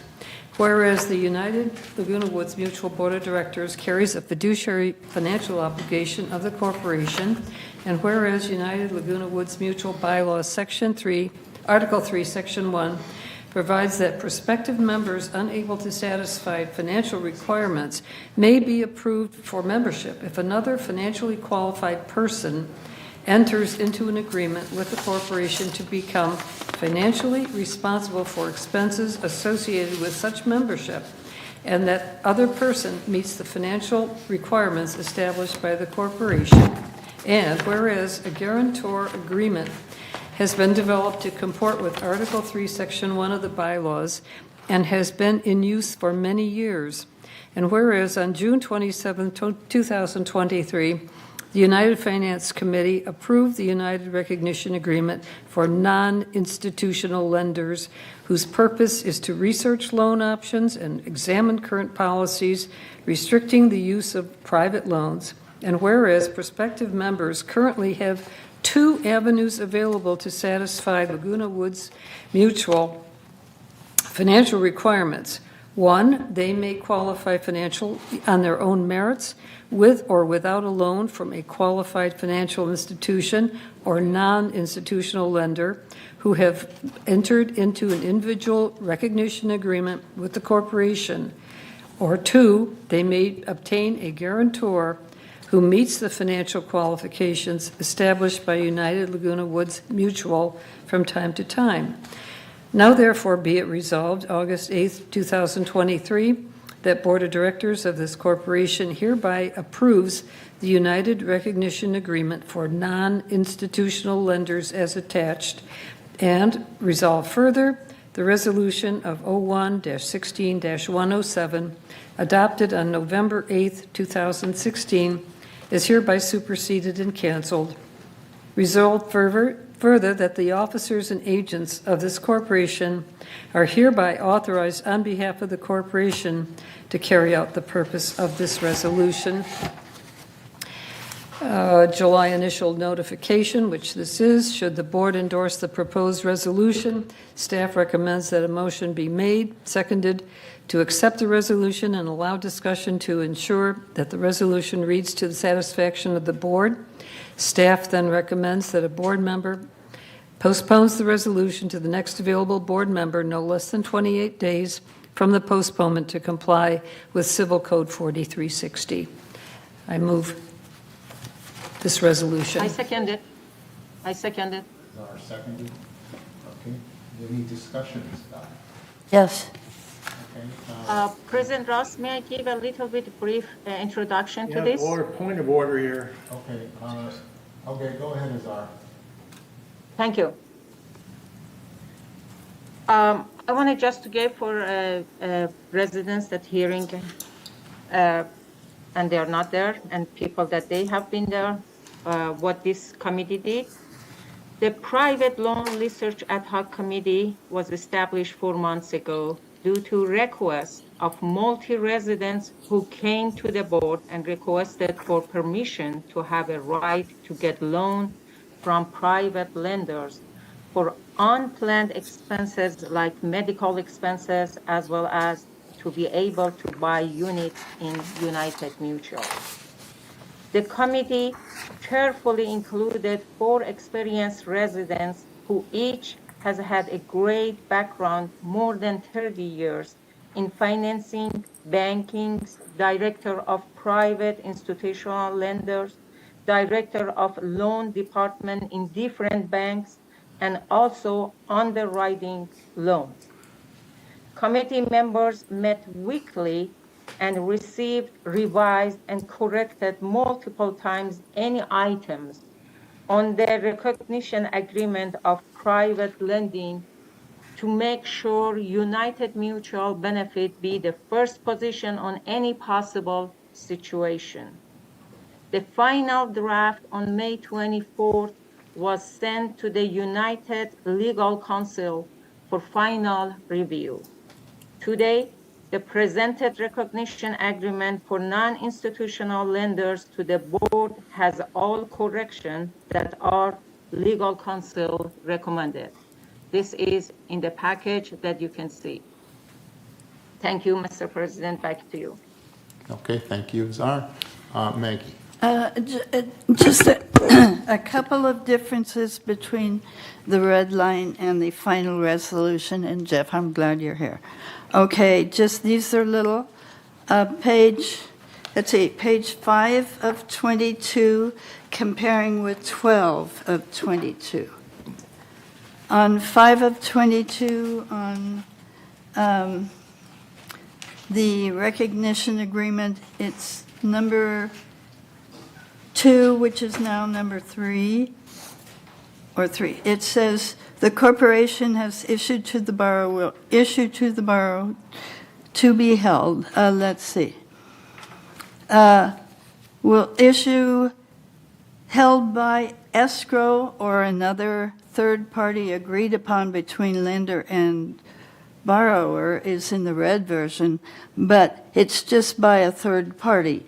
Does that make a substantial difference, Jeff? Should we say escrow or another agreed upon third party, or just call it a third party?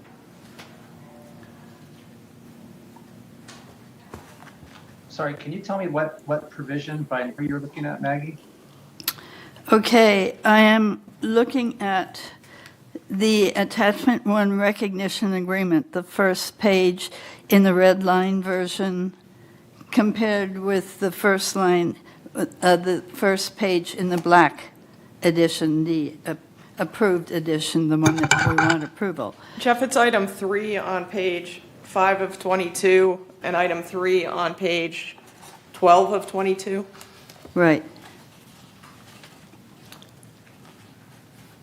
Okay, let me pull that up because I just have the agreement in front of me and I was looking at section and numbers. So I'll pull up 3 of 22.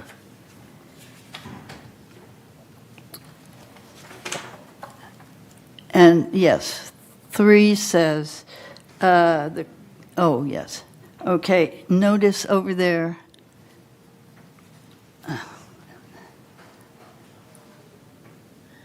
Yes, okay.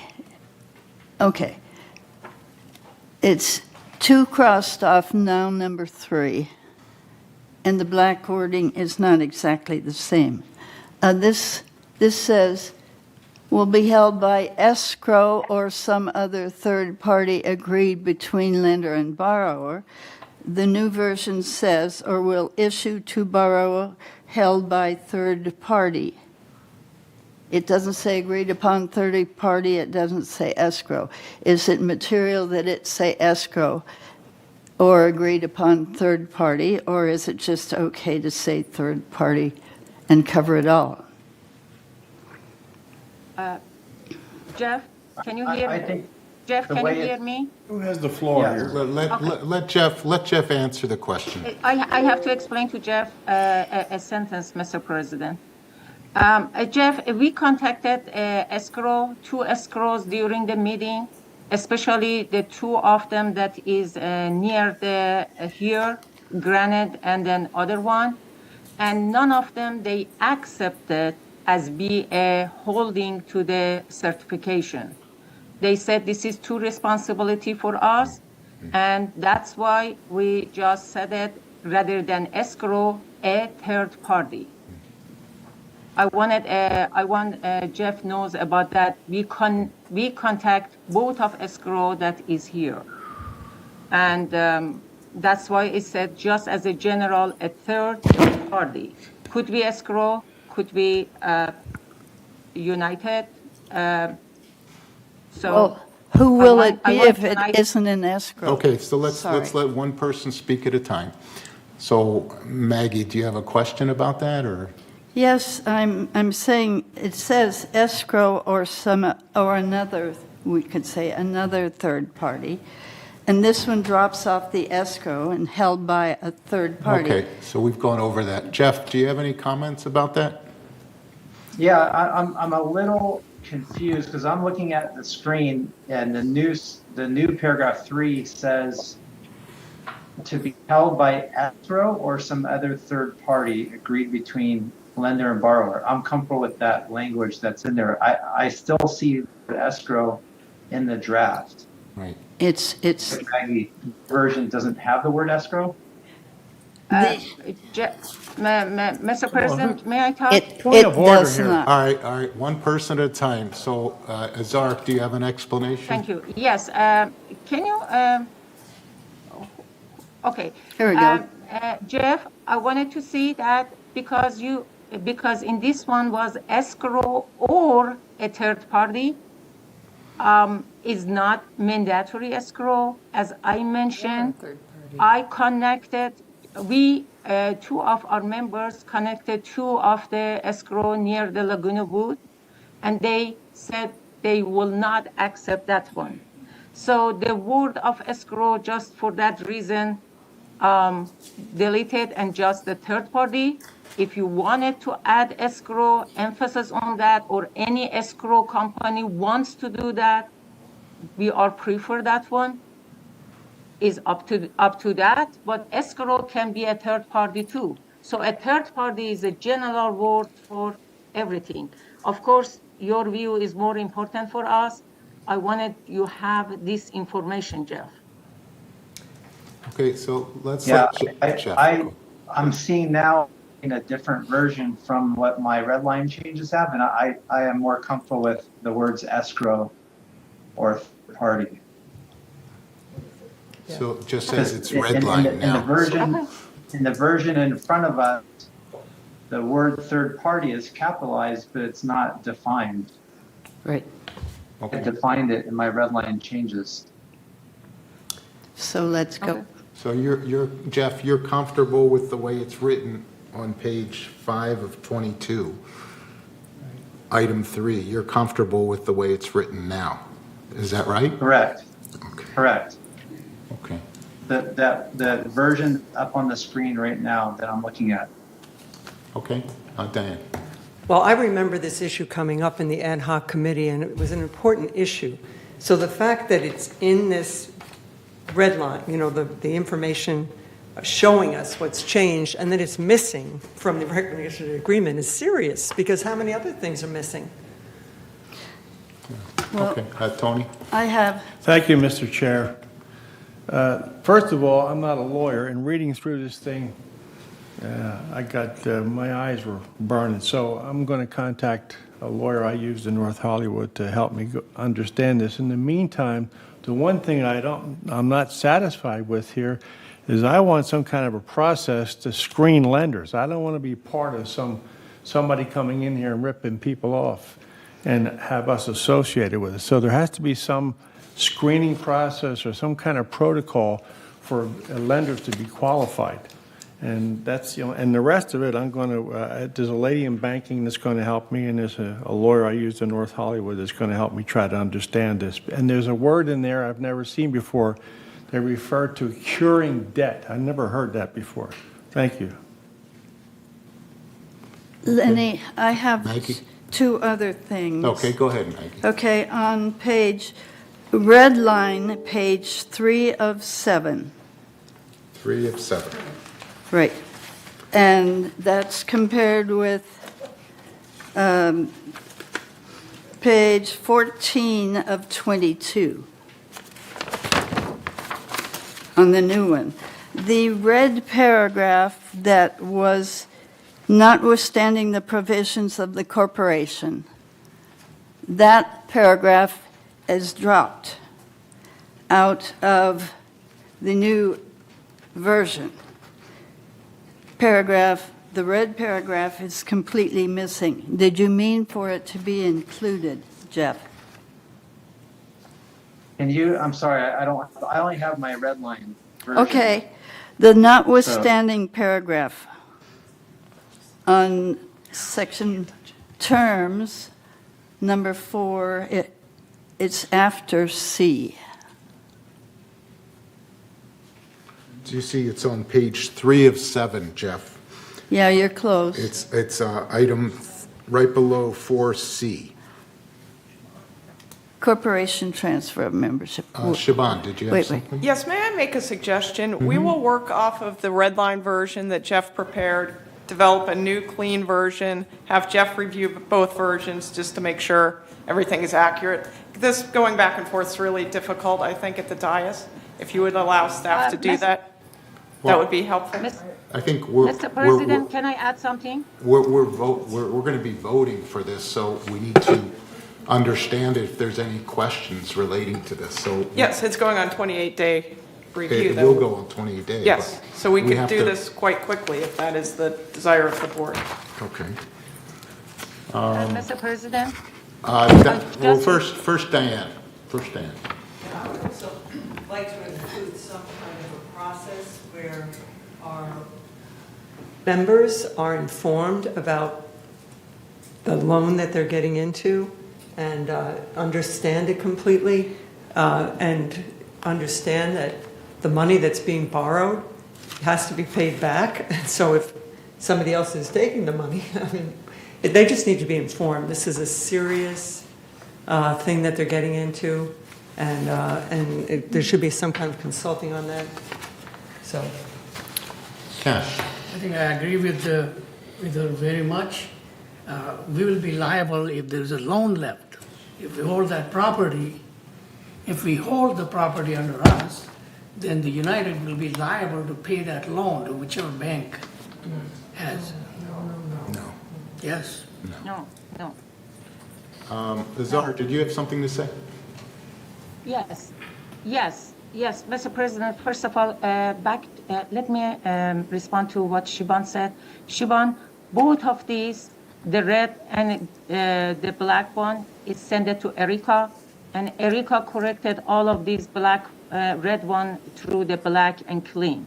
I wanted everybody to understand that this is not something that missing or something that I hear, unfortunately, one director trying to mess with that. Both of these absolutely was under the VMS staff in the finance department, and Erica did great job and change all of the red one to the black one clean. If there is a typo, you see it, there is perfectly to say there is nothing that missing or goes against. You can absolutely vote. I am 100% agree to vote it to exactly word by word what legal counsel said in that red. We can vote in that manner. So it be exactly, that's number one. Number two, what you mentioned about the loan is between lender and borrower. United does not want to get between lender and borrower. That's between them.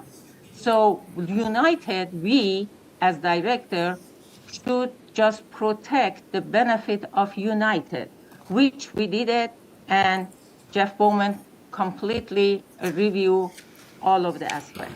I want to be clear about that. Okay. Thank you. Yeah, I would like to make a statement and ask Jeff to respond to this. There's an existing document that's a recognition agreement of non-institutional lenders that's already in existence. This is a modification of that document, and it basically seems to give the lender the right of the member in certain circumstances when the borrower is not fulfilling their responsibility. Is that an oversimplified version, and can you tell us what else is in this document that we should be aware of? That's a great question. And this draft in front of us has a provision that is specific to that point. So I'm glad you brought that up, because this document that we're looking at does say that if a lender forecloses, they cannot have the same rights as the shareholder with respect to voting, using the amenities, things like that. We don't want lenders coming in, right, after a foreclosure. If the shareholder defaults on their loan, we don't want a lender thinking now they have membership rights. But it says that doesn't mean you relinquish your obligation to maintain the unit and to pay assessments. So that's clear too in this agreement, that they still have, as a lender, if they foreclose and they step in the shoes of the shareholder who defaulted on the loan, they still have a continuing obligation to make sure the unit is maintained and that all assessments and related charges are paid. And that's clear in this agreement. And do you have any concerns about this agreement that you'd like to express? No, other than I would like to review it to make sure that the red line is consistent with the final, only because I'm looking at, the first page, we saw the escrow provision that Maggie pointed out was not incorporated.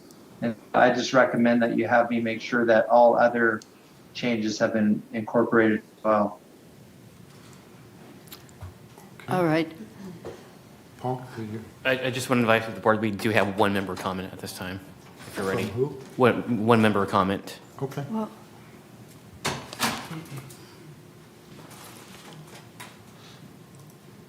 Thank you. Manny Robledo, Unit 280PE, speaking as a member.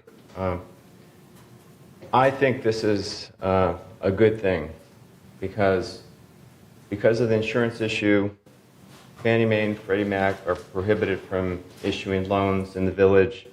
This would open up to, say, my mother, my rich uncle, anyone with money could be a lender. And I think in the spirit of protecting members, I think it would create too much of a burden for an uncle or a mother to loan money. I think that the work that was done here by the ad hoc committee was excellent. I attended several of the meetings. They had lenders and underwriters on the committee, and we had legal counsel review. So the resident is protected because they get the money. The resident gets the money. The lender gets this piece of paper saying that United is first. So United is in first position.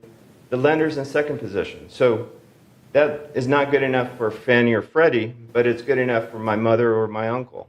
And I think to put an overly burdensome qualification process for someone who is willing to be a private lender, I think it's something that it defeats the whole purpose. So I think the board in 2016 had good intentions by saying, okay, that's it, no more private lenders. But there was an alternative. You could go to Freddie Mae, Fannie or Freddie. But now there's no alternative. This opens it up not only to private money from family members, it could be residents within the village that are interested in loaning some of their cash in their bank and making 6% on their money. It's secured with a mortgage. And that's the wonderful thing about this is it's a secured loan in first position. Well, you're second to United, but it's first loan position. And I appreciate that you don't want people getting taken, but you can protect them too much. It's like saying we're going to have an approved list of contractors to do work. Well, we got rid of that because then United is in the middle. When you say, oh, here's a lender, then United is liable. But right now, it's between the borrower and the lender, the mother and the son. Anyway, that's my comment. And I hope that this gets moved forward. It's something that's needed. It's something that is needed not only for purchases, but also for people who need equity. They're house rich and cash poor. This would allow them to get some money. Thank you. I have another word or two. Should I just send my corrections to someone? Okay, I'll do that. And then at the next time, we'll have a cleaner version and we'll know. I'll do that, okay? Thank you. Well, I just want to talk about a scenario that came up before this committee met, and it was somebody who contacted me, and he wanted to, open up a loan to with a third-party lender to take out $150,000 of his 92-year-old father's property, and to help his father or whatever. But I mean, this is just something that we have to be careful. We do have to protect our members. They're older. They might not know they're getting into something, and then they have to make these payments. So I know we have to look at, well, what's good for all, that we have the ability to make a loan. That's important. But how do we protect people that are vulnerable? Thank you. Thank you, Mr. President. I'd like a point of information for our CEO. Do we have any idea how many people can't qualify because they can't get a loan? I mean, are we having trouble filling vacancies with cash customers? We're not hearing of any major difficulties, to answer your question. Although when NCB was loaning to our community, about 1/4 of the sales were financed through NCB. And then when that was cut off and it became all cash, we had no choice. So now with this, there'll be two choices. There'll be the choice of going through an institutional loan company that would sign a recognition agreement, and a non-institutional person, aunt, uncle, whatever, who would support the loan. So we're trying to facilitate more opportunities for our residents to be able to not only refinance, because right now their money is all tied up, they can't refinance. They can't pay for hospital bills. And so this gives them the opportunity now to take money out of their property for emergency medical expenses, which they haven't had in the past. And they have been requesting this from us for several years now. So we need to give them some help, but also for people that want to borrow money to pay for our manors too. There was, like I said, about 1/4 of the people that when we were supplying loans through NCB did get financing for co-ops. So that's kind of where we're at. Any other questions, Pearl? My question is, now suppose we have this private party making a loan, and if the resident fails to make a payment, and they have to proceed with the foreclosure, right? Then they become an owner. The lender take over the property. Yeah. Now, when they see, I was told, like, when the couple purchased the property, and if they decide to get a divorce, when they bring the legal papers that the divorce is finalized, then depends on who takes over their property, they have to go through the process of becoming an owner, qualifying as an owner. Right. So now in this case, if the third party foreclosed on the property, then the resident is out of the picture. We have to deal with the party that did the foreclosing. Well, that's a question for Jeff, I think. Yeah, so what I'm saying is, there are and you know, the good part of this whole movement is that we make the cash available to the resident who needs the cash right now, and they cannot go to the institution. But the other side is that there would be many complicated situations that we have to be prepared to face, that we haven't faced before. So I think we need to discuss, in case of foreclosure, that our position to deal with this foreclosed party, and we have to, this party has to go through the process of becoming an owner or qualification. I mean, those are my concerns. Jeff, do you want to respond to that? Sure. I'd be happy to. And they're legitimate concerns, because if you where not allow loans, period. One of Leisure World Seal Beach is all cash. They don't allow any loans in their community. Never have. That's one scenario. The other scenario is only allowing institutional loans like you have in the past with NCB. Now that that's not available, you in essence are not allowing loans going forward.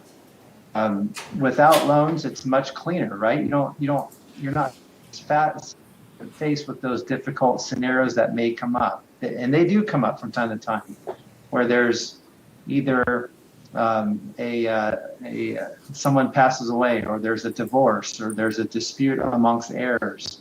And when there's a loan in place, it just makes it more difficult. But you have to weigh that with the benefits of opening up money to prospective shareholders to come into the community and buy a membership interest in a unit.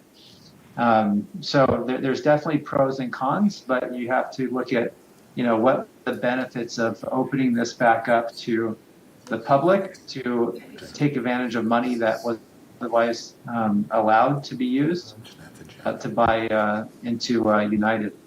And with this agreement in place, certainly puts United in a much, much more secure position if you're going to start allowing loans, especially non-institutional loans, and take away that possible threat where someone's going to come in, loan hard money, and the shareholder defaults, and then the lender comes in, takes advantage of a shareholder, and advantage of United, doesn't pay assessments that are owed, and then who knows what they do with the unit. And here we've got control over that through this agreement. This agreement does provide certain controls and mechanisms, but it to your point, it does not resolve every issue. There are going to be issues that are going to come up that we're going to have to work through because we're providing this service.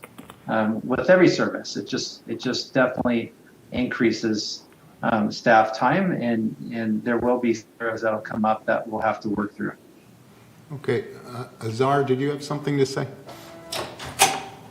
Yes, Mr. President. Regarding to what Director Lee says, I am asking, did Director Lee read all the items in this one? There was 10, 12 of them, and we discuss in weekly meeting how possible might happen the things that Director Lee says, and we prevent that one. She mentioned about that she's worried that the lender become a owner. No, the lender must go, if you read it, the items through the all restriction. First of all, is the lender is 55 years old or not? If is financially is, all of the requirement for the owner must be passed, and if he wants at the end buy the unit as a new member, sure, but must go through the direction of the United. We consider and we discuss this one over and over. And I agree with every word that Jeff Bowman says right now, Mr. Bowman, that this is way protected better, the benefit of United compared to the past. So there is always, and Jeff again mentioned, always there is a possibility something happened that in future that we might not know. But with the knowledge that we have, possibility that we have, we consider all of them because the members that was in the committee each have 30 years background of that, and all of them brought many different situations that happen in their works. And based on their knowledge, we prevent that might not happen here. So I want all of you know that this is not something that overnight we write down and bring it. It was a deep discussion for all of them. And there is no changes from what Mr. Bowman sent to the Africa. And if there is some typo, we can vote exactly based on what our legal counsel suggested. There is no problem with the suggestion of the our legal counsel. All of them based on what the red one, you voted on that one. Okay. Thank you. Video.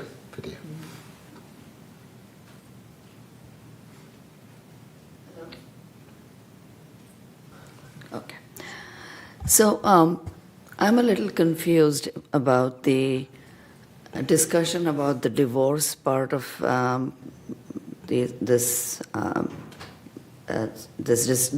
discussion.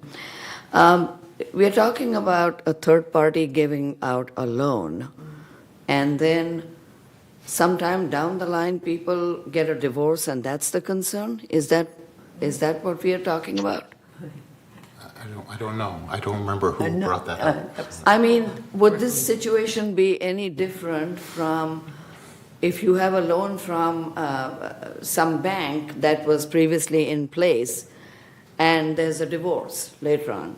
I mean, divorce would follow the community property laws and all of that, and you'd get the couple would work out their differences. So I'm a little confused how this is any different. And why are we bringing divorce into this? Yeah, it would be no difference whether there's a divorce or not a divorce. It's between the lender and the borrower. Right. And they would handle that situation independent of United. That's between them. Correct. So it would be handled just like a bank would handle a loan with any other client, whether it be a divorce or not a divorce. Doesn't matter. Or if there's a death and there's an outstanding loan, it's the same situation. Same situation. Yeah. Yes. Okay. Lenny, can I respond? No, my quick response is You're next. when I mentioned divorce, I meant when there is a change of ownership. If two people bought a property and one is no longer on the title, then this person who now is entitled, he's under his the one person's name instead of two, and in that scenario, this person has to go through the qualification process. So what I meant was, if the loan was foreclosed, then the person who failed to make a payment has no right. The person who foreclosed on the property became like a new owner. That's what I meant. Yeah, but there's no qualification process, correct? It's a change of ownership, and it becomes a solo owner. Yes, and that sole owner has to qualify. Qualify for what? Oh, like a new buyer. Yes, there is. Why? Why would they have to qualify as a new buyer? Because when the couple bought the property, then they qualify together. Now the income situation is different, and the person that's left on the title has to be qualified by,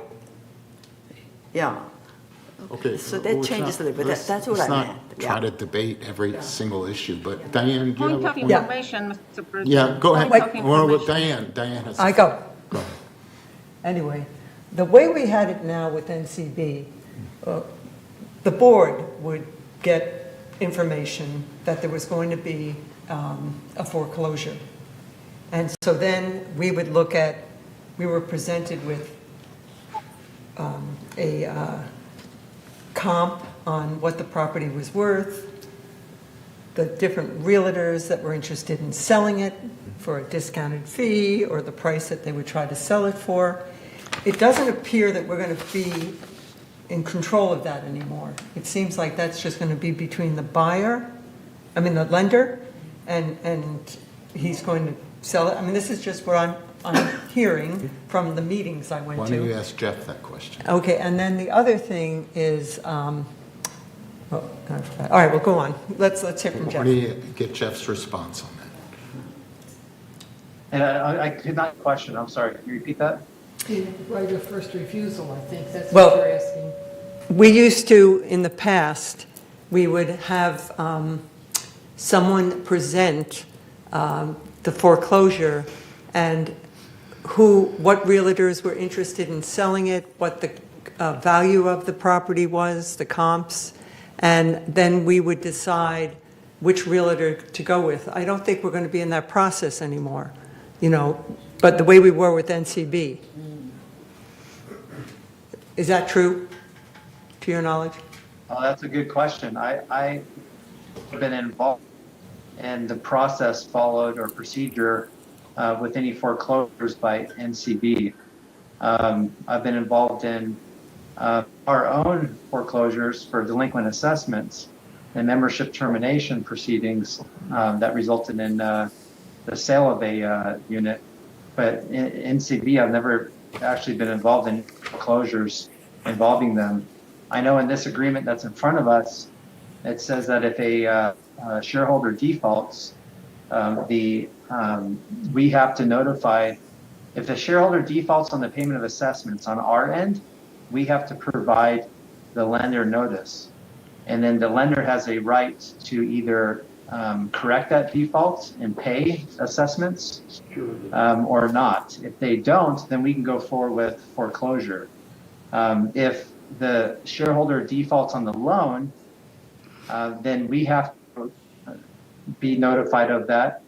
And we have a first right of refusal before the lender goes forward with foreclosure. We have a right to come in and actually satisfy the loan and sell and take over the unit and sell it ourselves. If we don't exercise our first right of refusal, and it depends on the market and use as it's prudent or not, but at least we have that option in this agreement. If we don't exercise it, then the lender can go forward with foreclosure.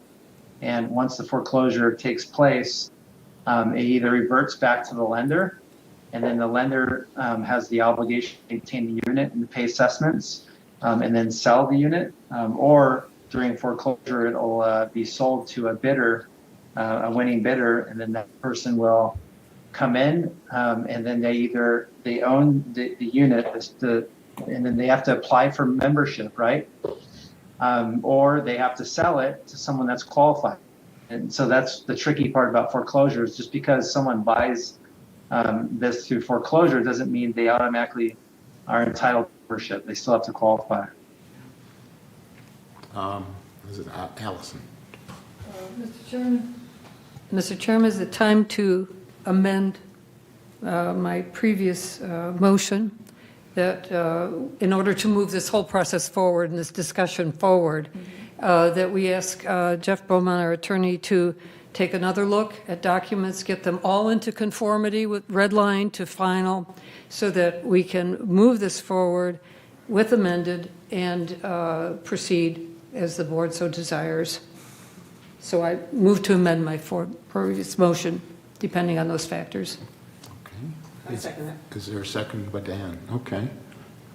Let's talk about that. Is there any discussion about that? Yes. Excuse me. Yes. Could you explain the amendment? I'm sorry, it's interrupt the internet. Could you explain what is the amendment? I think we're tabling. Well, go ahead. Why don't you explain it, Allison? Yes, I just proposed to amend my previous resolution, the motion to proceed with discussing and approving the documents pending Jeff Beaumont's review of the red line versus the final, getting everything into conformity, correcting any typos, so that next time we talk about this subject, we can move forward and have these issues cleared up. So essentially tabling it until Jeff has a chance to do another review. Okay, any discussion? Tony? Yes, Mr. Chair, I think the proper thing would be to make a motion to refer it, because if you lay it on the table, you're supposed to Yeah. deal with it as soon as possible. Well, yeah, we do want to do I that. think you make motion to refer it to committee or refer it to the attorney. I think that would be more correct. Okay, so I'll stick with table because I really would think that there's a demand in the community to move this forward. But you put something on the table, it doesn't go on there for 28 days. Well, So procedurally, you would Tony. suggest referring it to our attorney? Motion to refer it to wherever. Okay. Back to the committee. So why don't you revise your amendment to refer it to Jeff Beaumont? Okay. And- I revise my revision to refer the matter to Jeff Beaumont to draw the red line and the final into conformity with all typos corrected, bring it forward at the soonest possible. Thank you. Okay, and it's seconded by Cash. Maggie? In this reconsideration, I find in here no qualifications for the lender whatsoever. If NCB was a professional lender, professional lenders are professional lenders. This could be anyone, and they could end up with 10 properties within a year. They could end up with 10 properties and have no official qualifications or legal standing whatsoever other than what we have signed here. I don't see anything. Our guarantors have a sheet that they have to fill out. Our guarantors are just talking for backing one loan. These people is backing without any piece of paper here explaining who they are, how they are qualified to this. This is not a professional loaner. It's a neighbor, it's a friend, it's a relative. How do we know that we should approve this person as a lender? And let me answer that, because we don't want to be in the middle of United recommending loan companies or lenders, because then we take responsibility for those that we propose that are good lenders, that we feel are qualified lenders, and we don't want to get into that responsibility ourselves. We made a concerted decision that the members will make their decisions on their own to see who's going to borrow, who are they going to borrow from. That's not going to be something that United is going to propose or recommend, because then we get right in the middle of causing, if there are problems, there's going to be possible lawsuits against United, and we don't want to have anything to do with that. So, Tom? we will be unprotected from inexperienced, non-professional lenders without any qualifications that we know of. We know nothing about the lender. Jeff, I'd like to clarify something, and then I know we also have a couple members waiting to speak too, Lenny. But first of all, officially, we're talking about the stock certificate here, the membership certificate.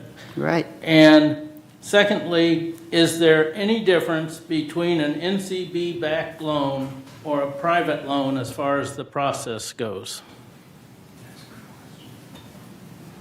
Oh, great question. And as far as the process, there's no difference.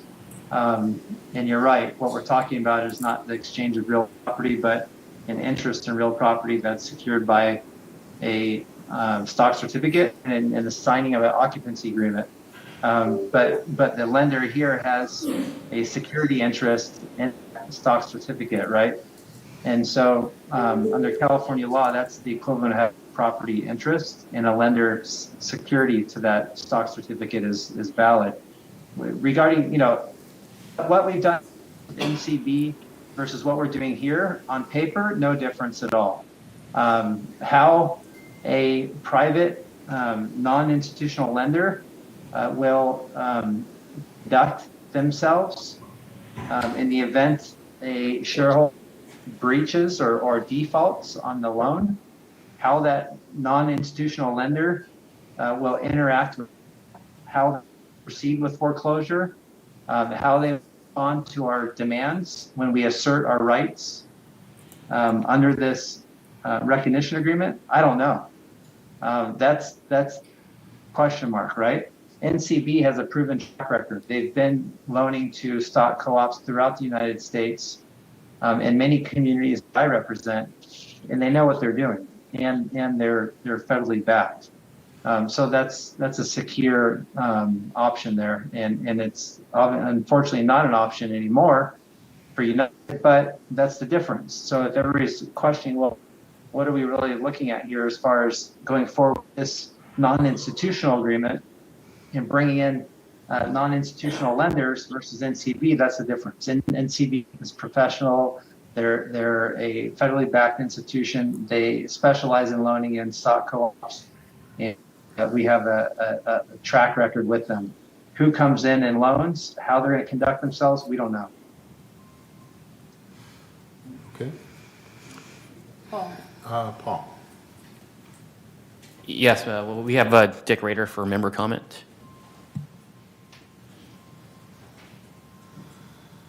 Dick Rader, 270D. I think it's really important to consider preparing a document that would accompany any request for a private loan. In particular, it would address potential issues or thoughts. And one in particular would be, it would say that United, in approving a private loan, is not endorsing the lender.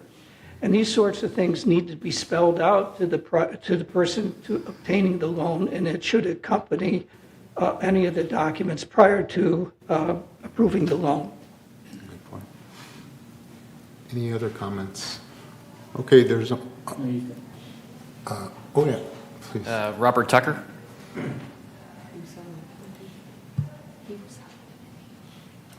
Thank you. I'm Robert Tucker at 268 November. I was on the ad hoc committee for the loan approval, and as Lazar said, we spent numerous hours debating and back and forth trying to protect the association. And to address a couple of questions, someone said about the lender owning 10 units. You can only have one ownership in United. That's it. So that avoids that concern that a lender's going to have 10 or 12 units. And second of all, they don't have any rights. They just have the certificate. They cannot vote. They cannot use facilities. They have to maintain the property. They have to pay us. So, private lenders, we designed it basically to help our members out in an emergency.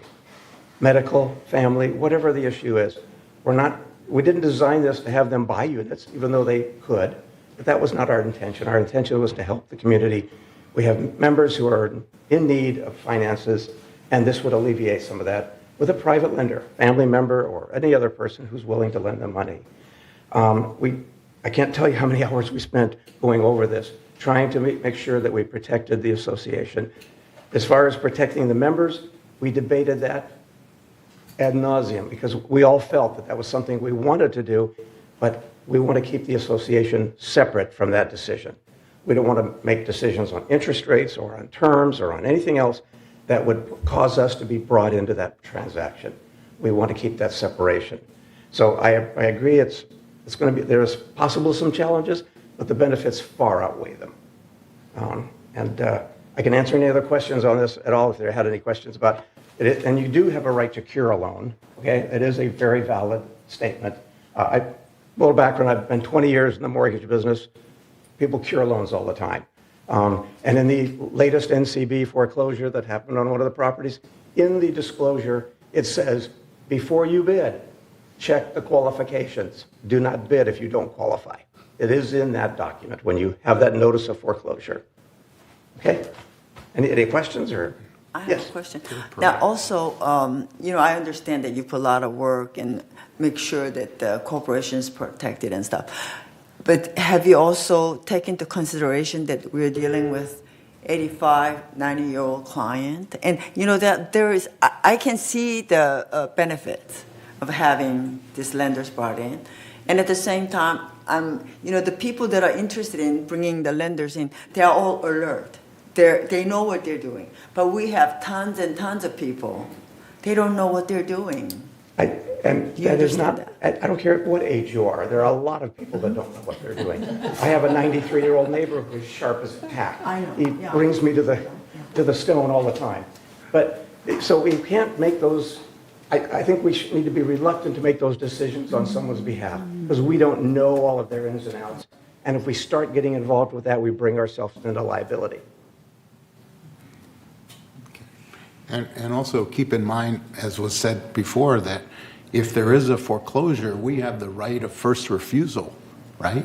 That is correct. So that means that we could refuse, we can take over the property ourselves. If we feel there's some injustices, we can go ahead and take over, and there's no money to be made, on a foreclosure.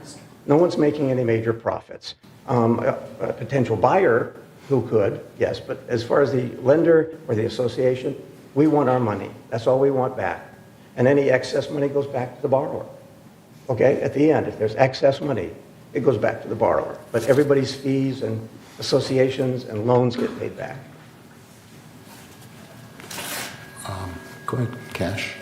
I'm looking at number 3 on page 5 of 22.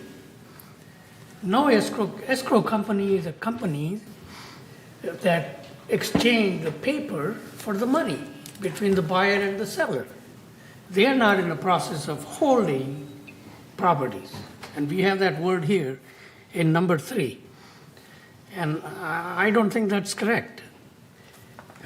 That's my main issue. Thank you.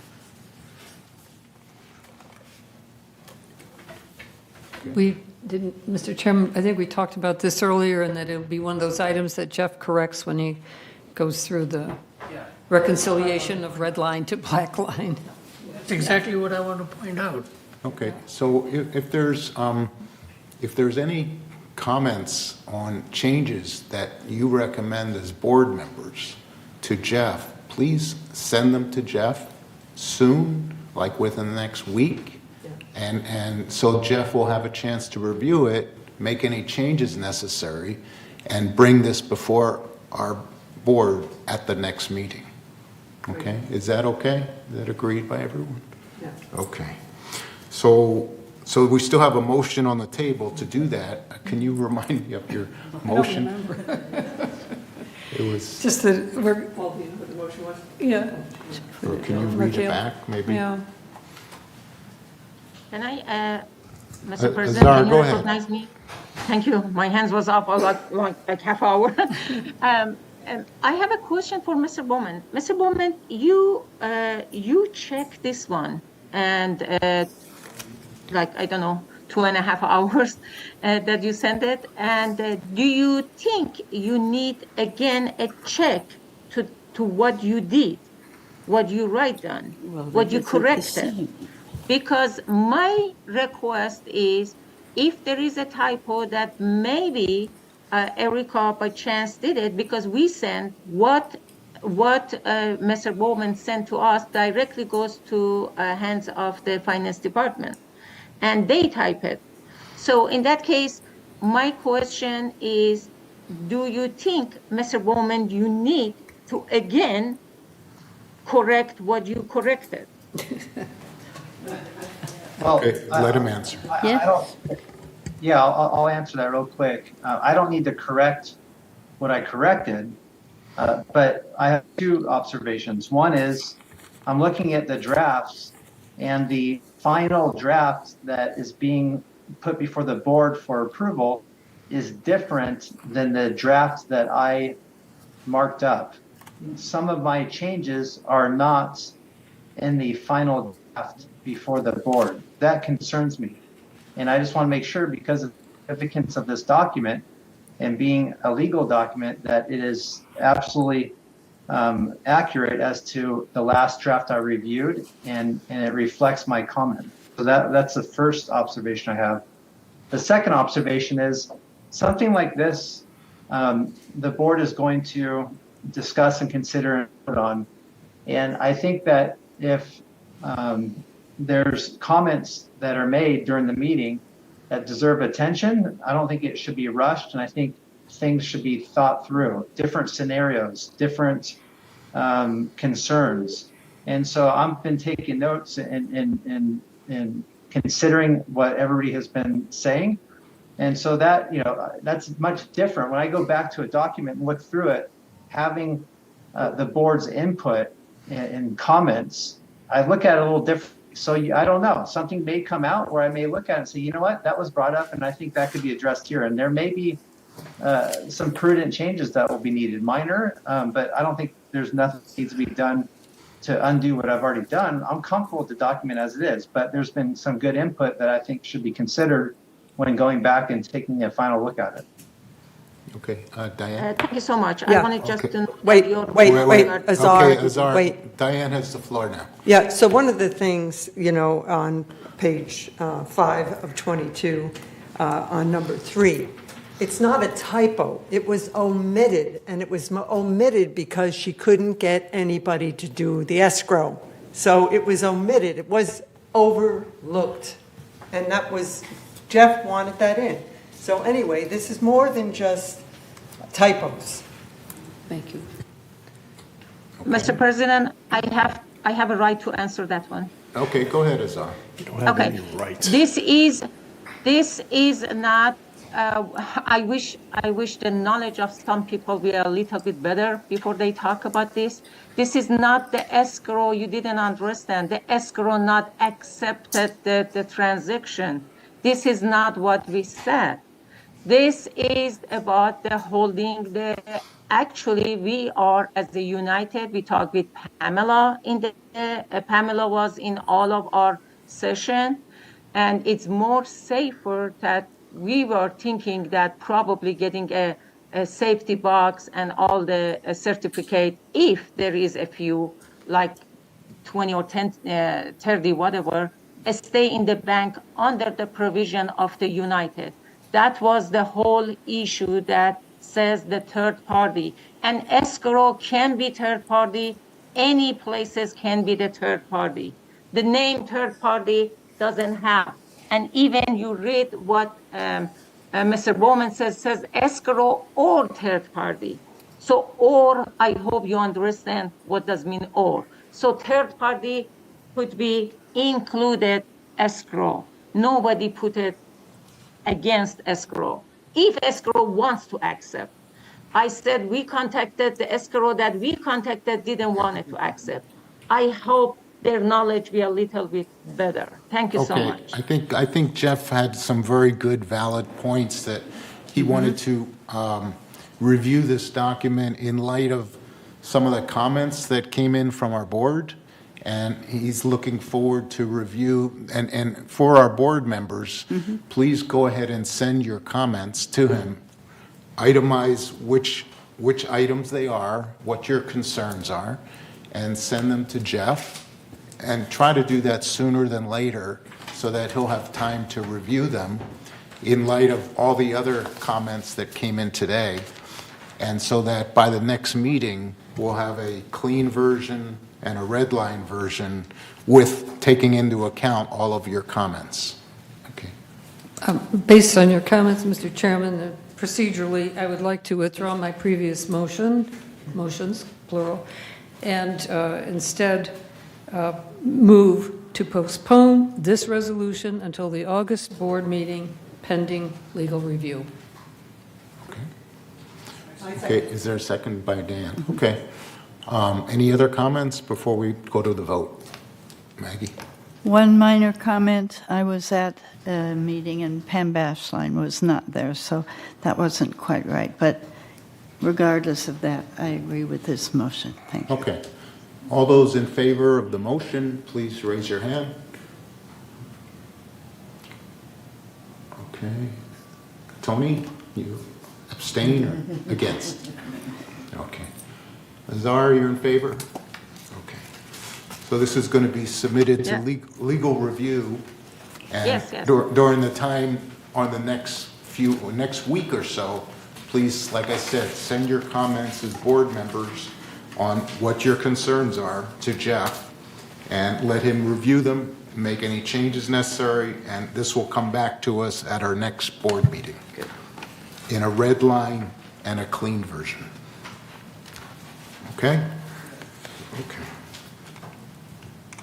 Okay, next item is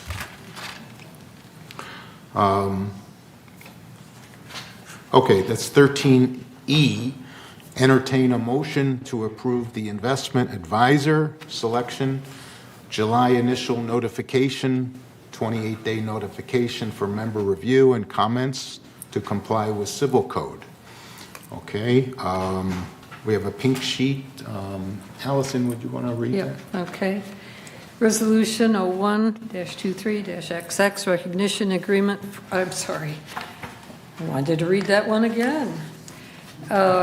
Investment advisor selection. Whereas June 27th, 2023, the United Finance Committee approved a recommendation to enter into agreement with J.P. Morgan Chase Bank Investment Advisor to provide investment management services for United Laguna Woods Mutual Corporation, thereby authorizing the investment of funds on behalf of the corporation. And whereas United Laguna Woods Mutual 2023 investment policy provides guidelines and limitations for the responsible management of cash available for investment, which applies to all financial assets of United, including all cash and investment accounts, both discretionary and non-discretionary. And whereas that all investments on behalf of this corporation must be made with the underlying principles in the following order of priority: 1, safety; 2, liquidity, where applicable; and 3, yield. And whereas that the board of directors of this corporation hereby authorizes to retain an investment manager and to give that manager discretion to transact purchases and sales of investments. Such discretion is subject to the underlying conditions as stated in the investment policy. And now, therefore, it be resolved, August 8th, 2023, that Board of Directors of this corporation hereby approves entering into an agreement with J.P. Morgan Chase Bank to provide investment management services. Resolved further that the officers and agents of this corporation are hereby authorized on behalf of the corporation to carry out the purpose of this resolution. July initial notification. Should the board endorse the proposed resolution, staff recommends that a motion be made, seconded to accept the resolution and allow discussion to ensure that the resolution reads to the satisfaction of the board. Staff then recommends that a board member postpones the resolution to the next available board meeting no less than 28 days from the postponement to comply with Civil Code 4360. So read. Okay. That's so moved. Okay, is there a I second that. motion? I second that. A motion to approve the resolution? I second that. Okay, Well, I seconded. Yeah, I moved it. Okay, and it's seconded by Yeah. Diane. Okay. Any discussions about this? Yes, Go ahead, Megan. I have a question. If we are employing somebody, usually we require 3 or a couple of people to bid on it. I don't know if we have to do that in this case or not.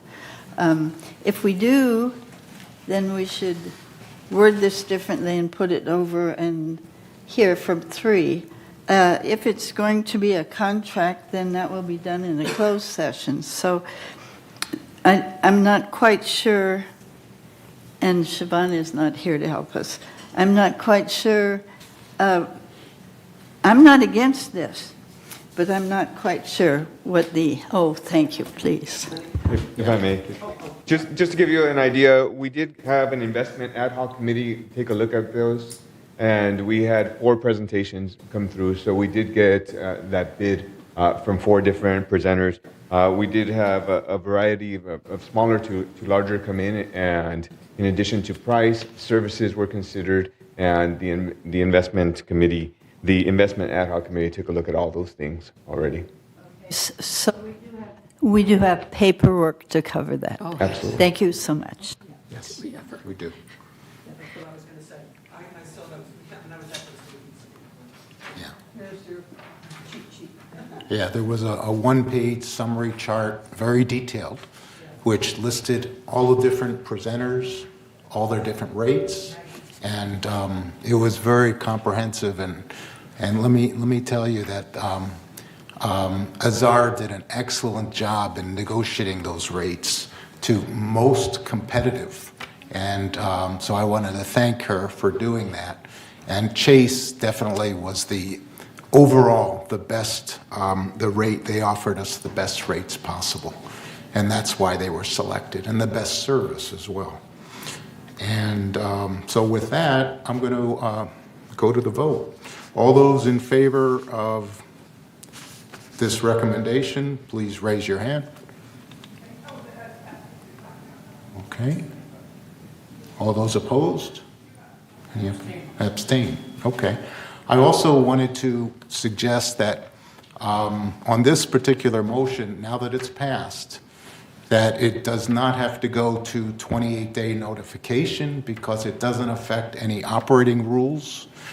And it's especially important for it to start right quickly because we have staged laddered T-bills which need to be adjusted, and we have our financial controller that's out for the next couple of months. So we'd like to move that, and I've already spoke to Jeff, and he said that was fine, that it doesn't need to go to 28-day notification for this particular measure. So Jeff, do you concur with that? Yes, I do. The civil code and the 28-day comment period applies just to operating rules. Sometimes we still follow it because it's good to have the members review certain policies and procedures. But for the most part, we do only go through the 28-day comment period for the adoption of operating rules. This would not be necessary in this case. Okay, thank you. So we'll let it be known that this now is passed, and it doesn't need to have 28-day notification, and it's officially approved as of today by the board. So thank you all very much.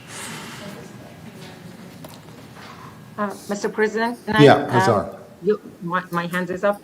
Yes, because this is the last task of this committee and basically is done. I want to deeply thank all of the 4 members that helping me during months and months. Now it's about over 6 months that we were working on that. The 3 tasks I want residents knows that was first one last November, changing right away the investment that since there all the time we are receiving money and our interest is going up and up. And number 2 was creating a policy that United didn't have. It's a very complete policy, and hopefully by following that one, we never goes through the direction that we were in 2021 and 2022. And then the third one was selecting a advisor, which was today is passed. I want on behalf of committee and board and thanks these committee members deeply for the time that spent and share their knowledge with us. Thank you so much. Okay, we're going to move on to next item, item 14. No, 13F. Or 13F? Yeah. Maybe I'm Right. missing something. It was 11B. Okay, 13F was 11B. Go ahead, Tom. Yeah, I And would I'm like. going to go ahead and drop, everybody, unless you need me for anything else. Thank you, Jeff, and we'll see you in closed session then. Thank you so much. Okay, thank you, Jeff. I'd like to move to postpone this item to the United July 13th special open meeting to review the proposed business plan, since this item reflects almost a $2 per manor increase, and it's got significant cost implications that hasn't been looked at it by the Finance Committee. So I'd like to see this moved to the budget meeting 2 days from now, and that would be my motion. I second that. Okay, I have a discussion. yeah, go ahead. Okay, as of May, we have less than half of what the whole year was.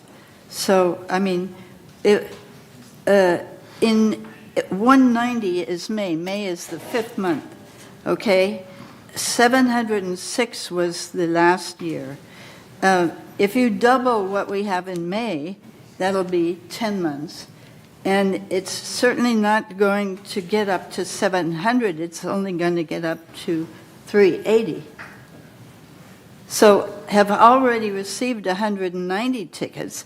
They should have received more than that if we're going to 706 that I can see. So I have questions about that anyway. Thank you. So your motion is to take that to when? To the 2 days. 2 days from now at our budget meeting. Okay. To our budget meeting, okay. And it was it already approved or was disapproved at our finance meeting? It never came to the finance committee. Finance meeting, okay. So all those in favor of moving this to our budget meeting, please raise your hand. We actually have member comments. Sorry about that. Can we a member comment talk before we go to vote? Yeah, well, we already voted, but go ahead. Do you have a comment, Azar? Yes, I wanted to know that why this should not come to the finance before we go to any other meetings. If it is $2 per man or per month, it is a finance involving. Is it some reason that I am missing? Okay, Tom, do you want to explain? Azar, I would agree with you, and because we have a budget meeting coming up, I thought that would substitute well enough and keep this moving along so that there wouldn't be a big delay. It's not about delay, it's about discussion and then reviewing and ask questions, and the budget meeting is already packed with other stuff because they don't let you more than 2 minutes talk about anything. All right, so we have a motion, and let's go ahead and take the vote to have this discussed at our budget meeting coming up in 2 days. All those in favor, raise your hand. Okay. All those opposed? Ours opposed. Anyone else opposed? Okay. Abstain? Okay. I am against. I think it should go to finance. So put my name for the record. Against. Okay. So it's going to go to the budget meeting. Okay. I'm sorry. The members still want to speak. Is that okay? Who? The members still want to speak on this item. Oh, okay. Who was? Ann Beltran? Sure. Hello again. I won't be able to attend the Thursday meeting, or I would save my comment for then. But since I'm here, I'd like to give the comment at this time, which is that this request is intrinsically tied, in my mind, to the Urban Forest Management Plan, which is going to be a legacy accomplishment of this board when that is ultimately approved. It's a successful resolution of the Canary Island pine issue that caused so much protest. And as that has moved forward, we're at the point where we have a very satisfactory draft of that plan that addresses the tree issues for the next decades. However, what we have left out of that at this point is the fact that there were passionate, significant comments from members who are concerned about tree litter and who are concerned about safety on their walkways. And I don't think we can claim a full victory with the Urban Forest Management Plan unless we recognize that it's urban, that our forest is urban, and that people's complaints that were heard throughout this long process were valid, that there are safety issues, and that what it's going to take is more staff in the landscaping department to provide that kind of more frequent maintenance of the grounds around the trees that are the litter trees. And that if we do that, then we have really scored a huge victory for everyone in the village in protecting what will be the most distinctive marketing feature of this village over time, and at the same time protected residents who have disability and safety concerns. So I just would like you to review that at the Budget Committee with that larger picture in mind. Thank you. Okay, thank you. Okay. We are done 13, I think. So on to item 14, which is director comments. Anyone have any director comments? No? No director comments, okay. Committee reports. So let's go to Azar with the Finance Committee. Azar, are you still there?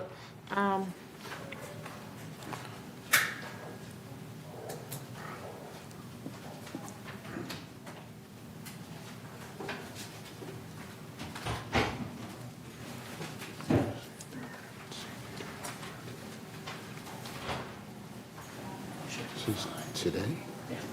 Today. Third MNC meeting. Oh, we can't go. No, we have to be out of here. Oh, I see. Okay.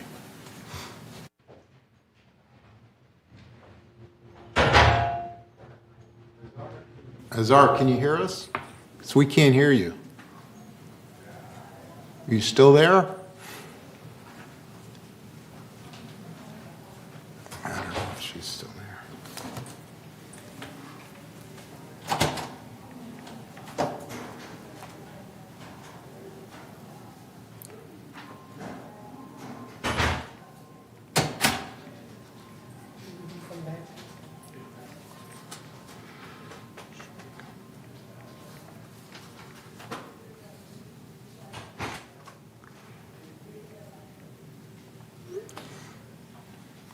I don't know if she's there. All right. Well, I'll go through it. I might as well. As best as I could, the financial report, until Azar comes back, shows assessment revenue $20,552,000, net revenue after expenses of $1.2 million for the period through May 31st. Next slide.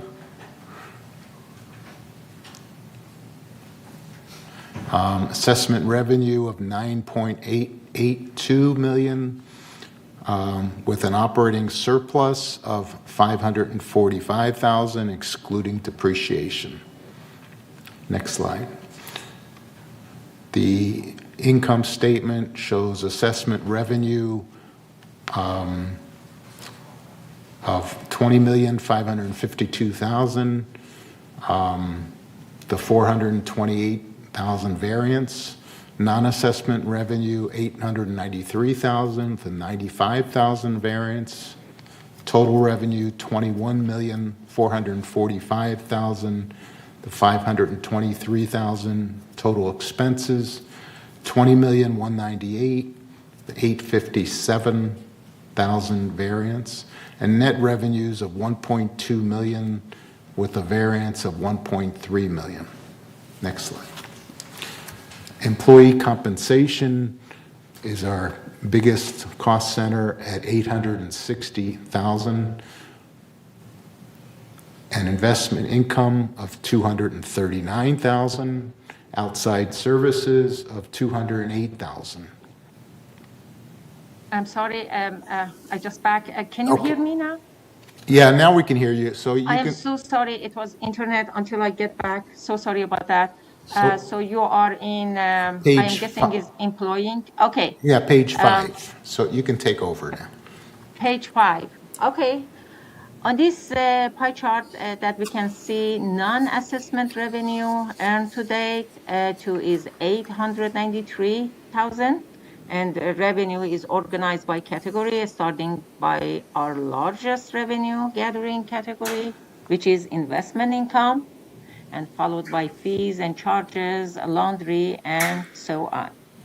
If we can go to page 6, please. Thank you. On this pie chart is exactly the same that we can see the expenses date is 20 millions, 20.1.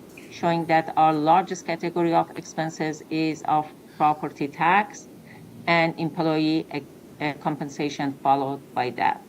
You can see the other one, the biggest after that is insurance, and utility and materials and supplies. So with the slide 7, we're going to have the same. However, we're just getting the same expenses excluding the property tax. So you can see, therefore, the employee compensation jumping as the highest here. So let's go to slide 8, which is our fund balance that shows here the contingency fund balance on May 31st was 1.1 million. Contribution collected totally 31,000 with no expenditures today. So the investment review collected totally 5.2 million, while expenditures were 4.5 million. The property tax fund balance you can see on May 31st was negative, was a deficit of 585,000. Contribution and investment revenue collected total 5.6 million, while expenditures 5.6 million as well, for that matter. So for the slide 9, we will see, we compare this to historical fund balance for the past 5 years on this chart, which have average of $19 million.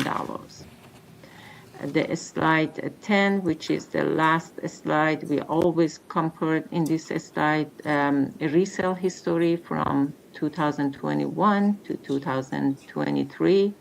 Through May 31st, 2023, United resale total 136, which is 74 resale lower than the prior year for the same time period. The average year-to-date resale price for a United Mutual was $368,000, which is 14,000 lower. Actually, is a good portion that you can see the sales and the price is dropping now. So that might be one of the options is we don't have any loan that people coming. That's one thing.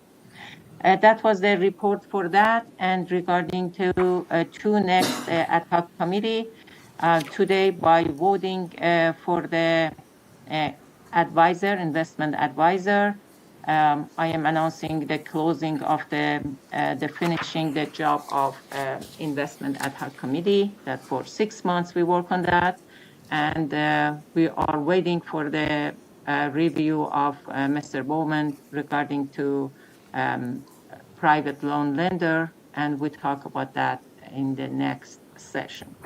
And that was my report. Thank you. Okay, thank you. Next item is report of the architectural controls, Director Liberatore. Thank you, Mr. President. I'd like to refer you back to our consent calendar, and that's basically what we did in the architectural control meeting. The two standards we dealt with, so I won't bore you with anything. And our next meeting will be Thursday, July 20th. That's all I have for that. Thank you. Thank you. Report of the member hearings, Director Lee. We will have a membership hearing committee coming Thursday, 2 days from now. So I do not have a report today. Okay.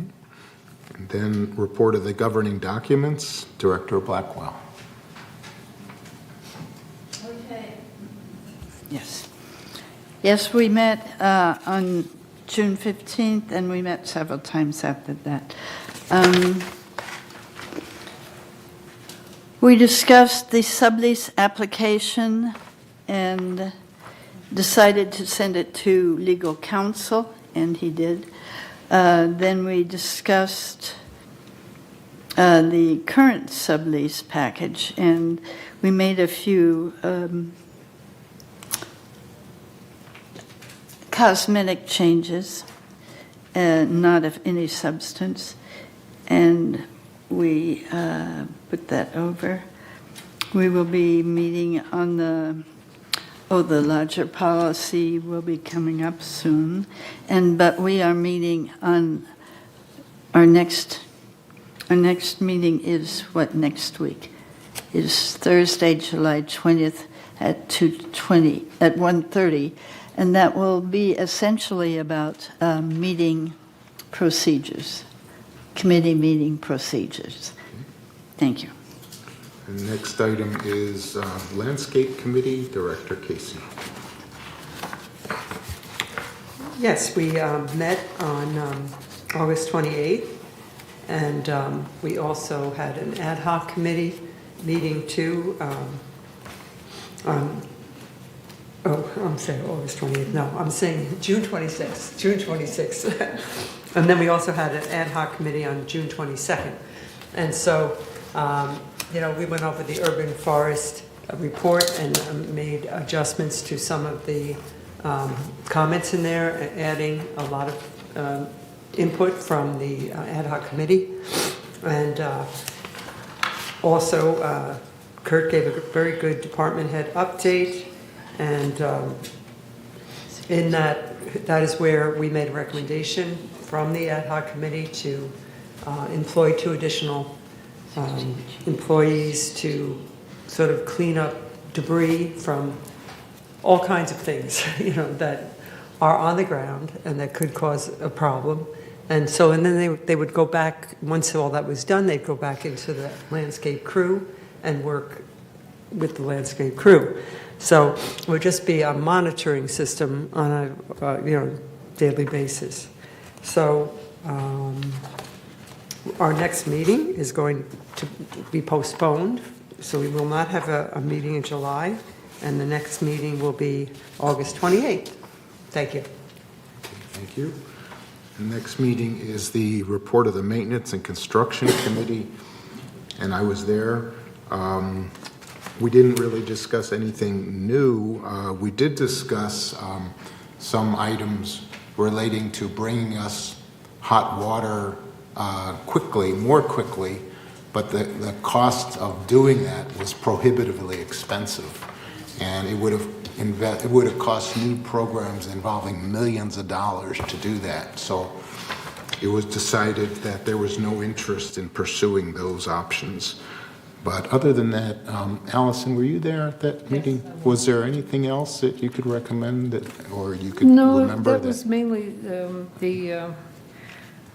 the topic of getting hot water faster when you're in the kitchen or the bathroom was something that had been kicked around for a while. And as President Ross says, it was just exorbitantly expensive to do that with 2 different amplification systems that they examined. So end of story. And then the next meeting will be August 23rd. Next is the United Resident Advisory Committee, Director Liberatore. Thank you, Mr. President. The Resident Advisory Committee is, of course, we deal with personal issues of residents, so we don't talk about it here in open meeting to preserve their privacy. But it's a good committee. It's in the Elm Room, thanks to Director Lee. So it's not in this room. There's no time limitations on people, and we just let them tell us what's on their mind. It's a good committee, and our next meeting is this Thursday, July 13th at 4 p.m. in the Elm Room. Thank you, sir. Okay. Next is the GRF Committee highlights. The report of the GRF Finance Committee, Director Ascari. Thank you, Mr. President. Yes, GRF Finance meeting on June 21st, and the highest news for that one that is all GRF investment thankfully now is in Treasury bills, the way that United has, and it would be very unfortunate to see all of these transactions cost about $2 million, close to $2 million lost for GRF. And if there was a sharp action for the few first months in 2022, would save $2 million for GRF if they were awareness of the relation between increasing interest rate compared to investing in the mutual funds. But anyway, as they said, call it paper loss. It wasn't paper loss, and it was real loss. The second one was they are talking about a donation of some computers to the PC room that was accepted. And also now they discuss about a veggie pots rental, that there is a boxes that they can stand and plant it, which is $50 per year per box. And also there was talk about a stop sign and crosswalk on Avenida Sevilla and Via Mendoza that discuss about that, sending to the committee. And the last one was approve of a pricing rate change for electric vehicle charging station. And that last one was a short for now to 6 months, and they are going to review again and send back for the new pricing. This was all that we discussed in the last meeting. Thank you. Okay. Next is the GRF I'm sorry, skip one. Report of the Community Activities Committee. Yes, That's Director Lee. yes, CAC meeting was rescheduled to July 17th, so we haven't had a meeting yet, so I have no report at this time. Okay, thank you. Report of the GRF Landscape Committee. Director Quam's not here, but you have something? Yeah. Please. Okay. So they met on May 10th, because it's every other month. And the next one is going to be August 9th. But on May 10th, they did accept a motion to work on the GRF gate re-landscaping, and it was passed unanimously. And there was department head update and an update on the Aliso Creek, which you could probably watch on Granicus if you're interested. And yeah, so that's it. So there is another meeting coming up in August 9th. Okay. Next is GRF Maintenance and Construction Committee, Director Bach. Yes.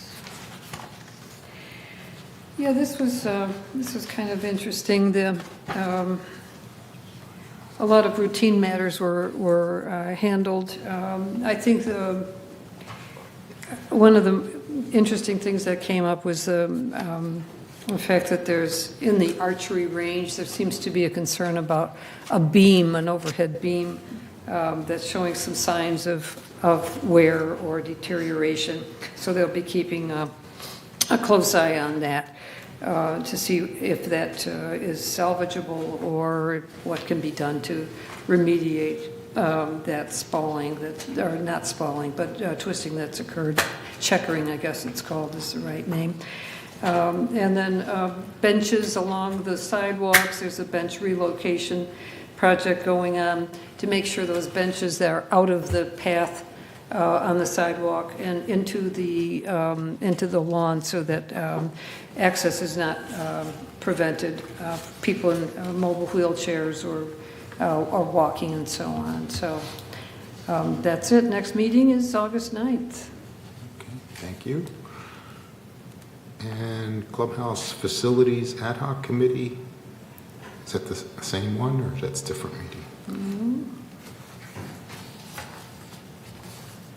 That's you, Allison, as well. No, I don't have any report on that one. Okay. No.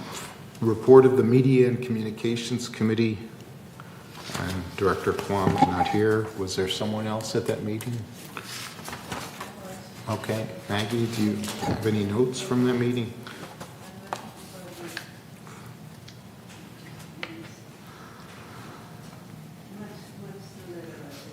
Oh. 16E.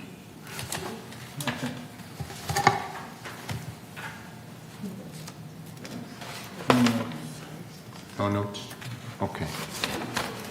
You have anything, Maggie? or- Yeah, those are closed meetings.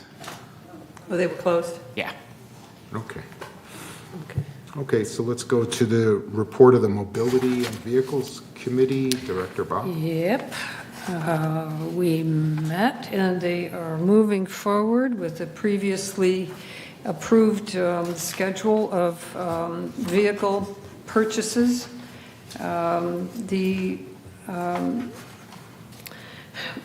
They've identified a source of shopping, so to speak, that would augment the efforts of our own purchasing department.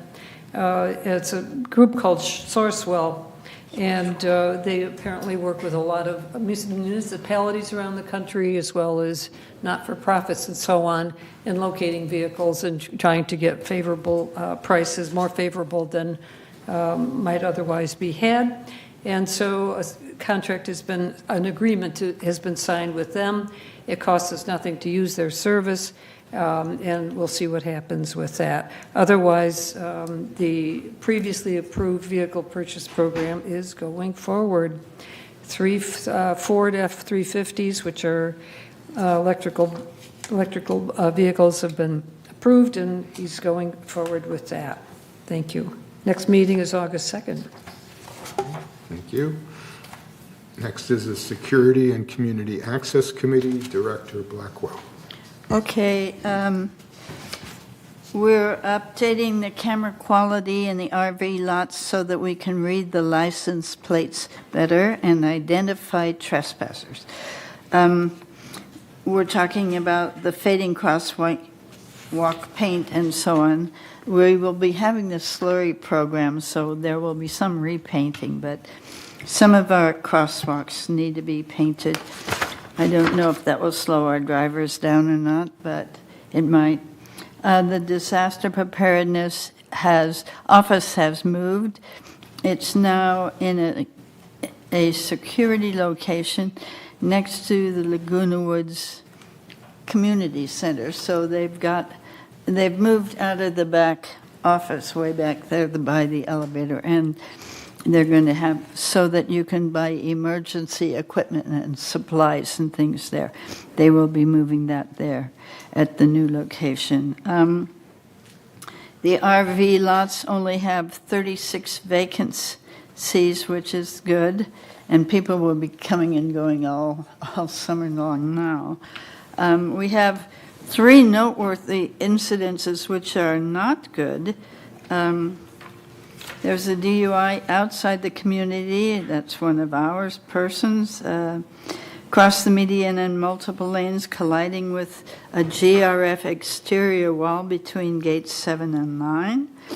A non-resident lost control of their vehicle with a pregnant passenger on Paseo de Valencia, breaching the GRF perimeter wall. No injuries, thank goodness. And then a resident lost control exiting gate 9 and struck the gate ambassador's parked vehicle and hit the gate, causing damage to both. No injuries were sustained. So these are 3 serious accidents which happened in the last month or 2. I hope that's not a sign of what the hot weather is going to do for us or something. I don't know what it is. So we need to be slowing down again. Everybody slow down. The bike patrol program was somebody suggested that we revive it, but Officer Nunez will look it up again. It could be a beneficial program, but we'll have to look at how it is, because he is unfamiliar with it because he was not here when that was in.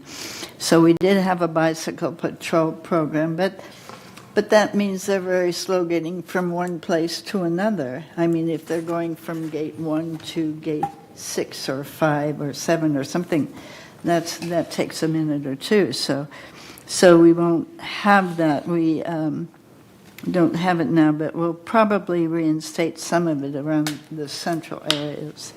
The flashing stop signs are again a gate. And we are talking about the gate arms appearance and crosswalk damage and repainting assessments. Our next meeting will be on the 28th at 1:30. Okay, thank you. And then Laguna Woods Village traffic hearings, Director Eccleston. The traffic hearings were held on May 17th. And the next hearing is on the 19th of July at 9 a.m. in the boardroom. The illuminated traffic signs, stop signs, are helping. People are slowing down. Okay. Good to hear.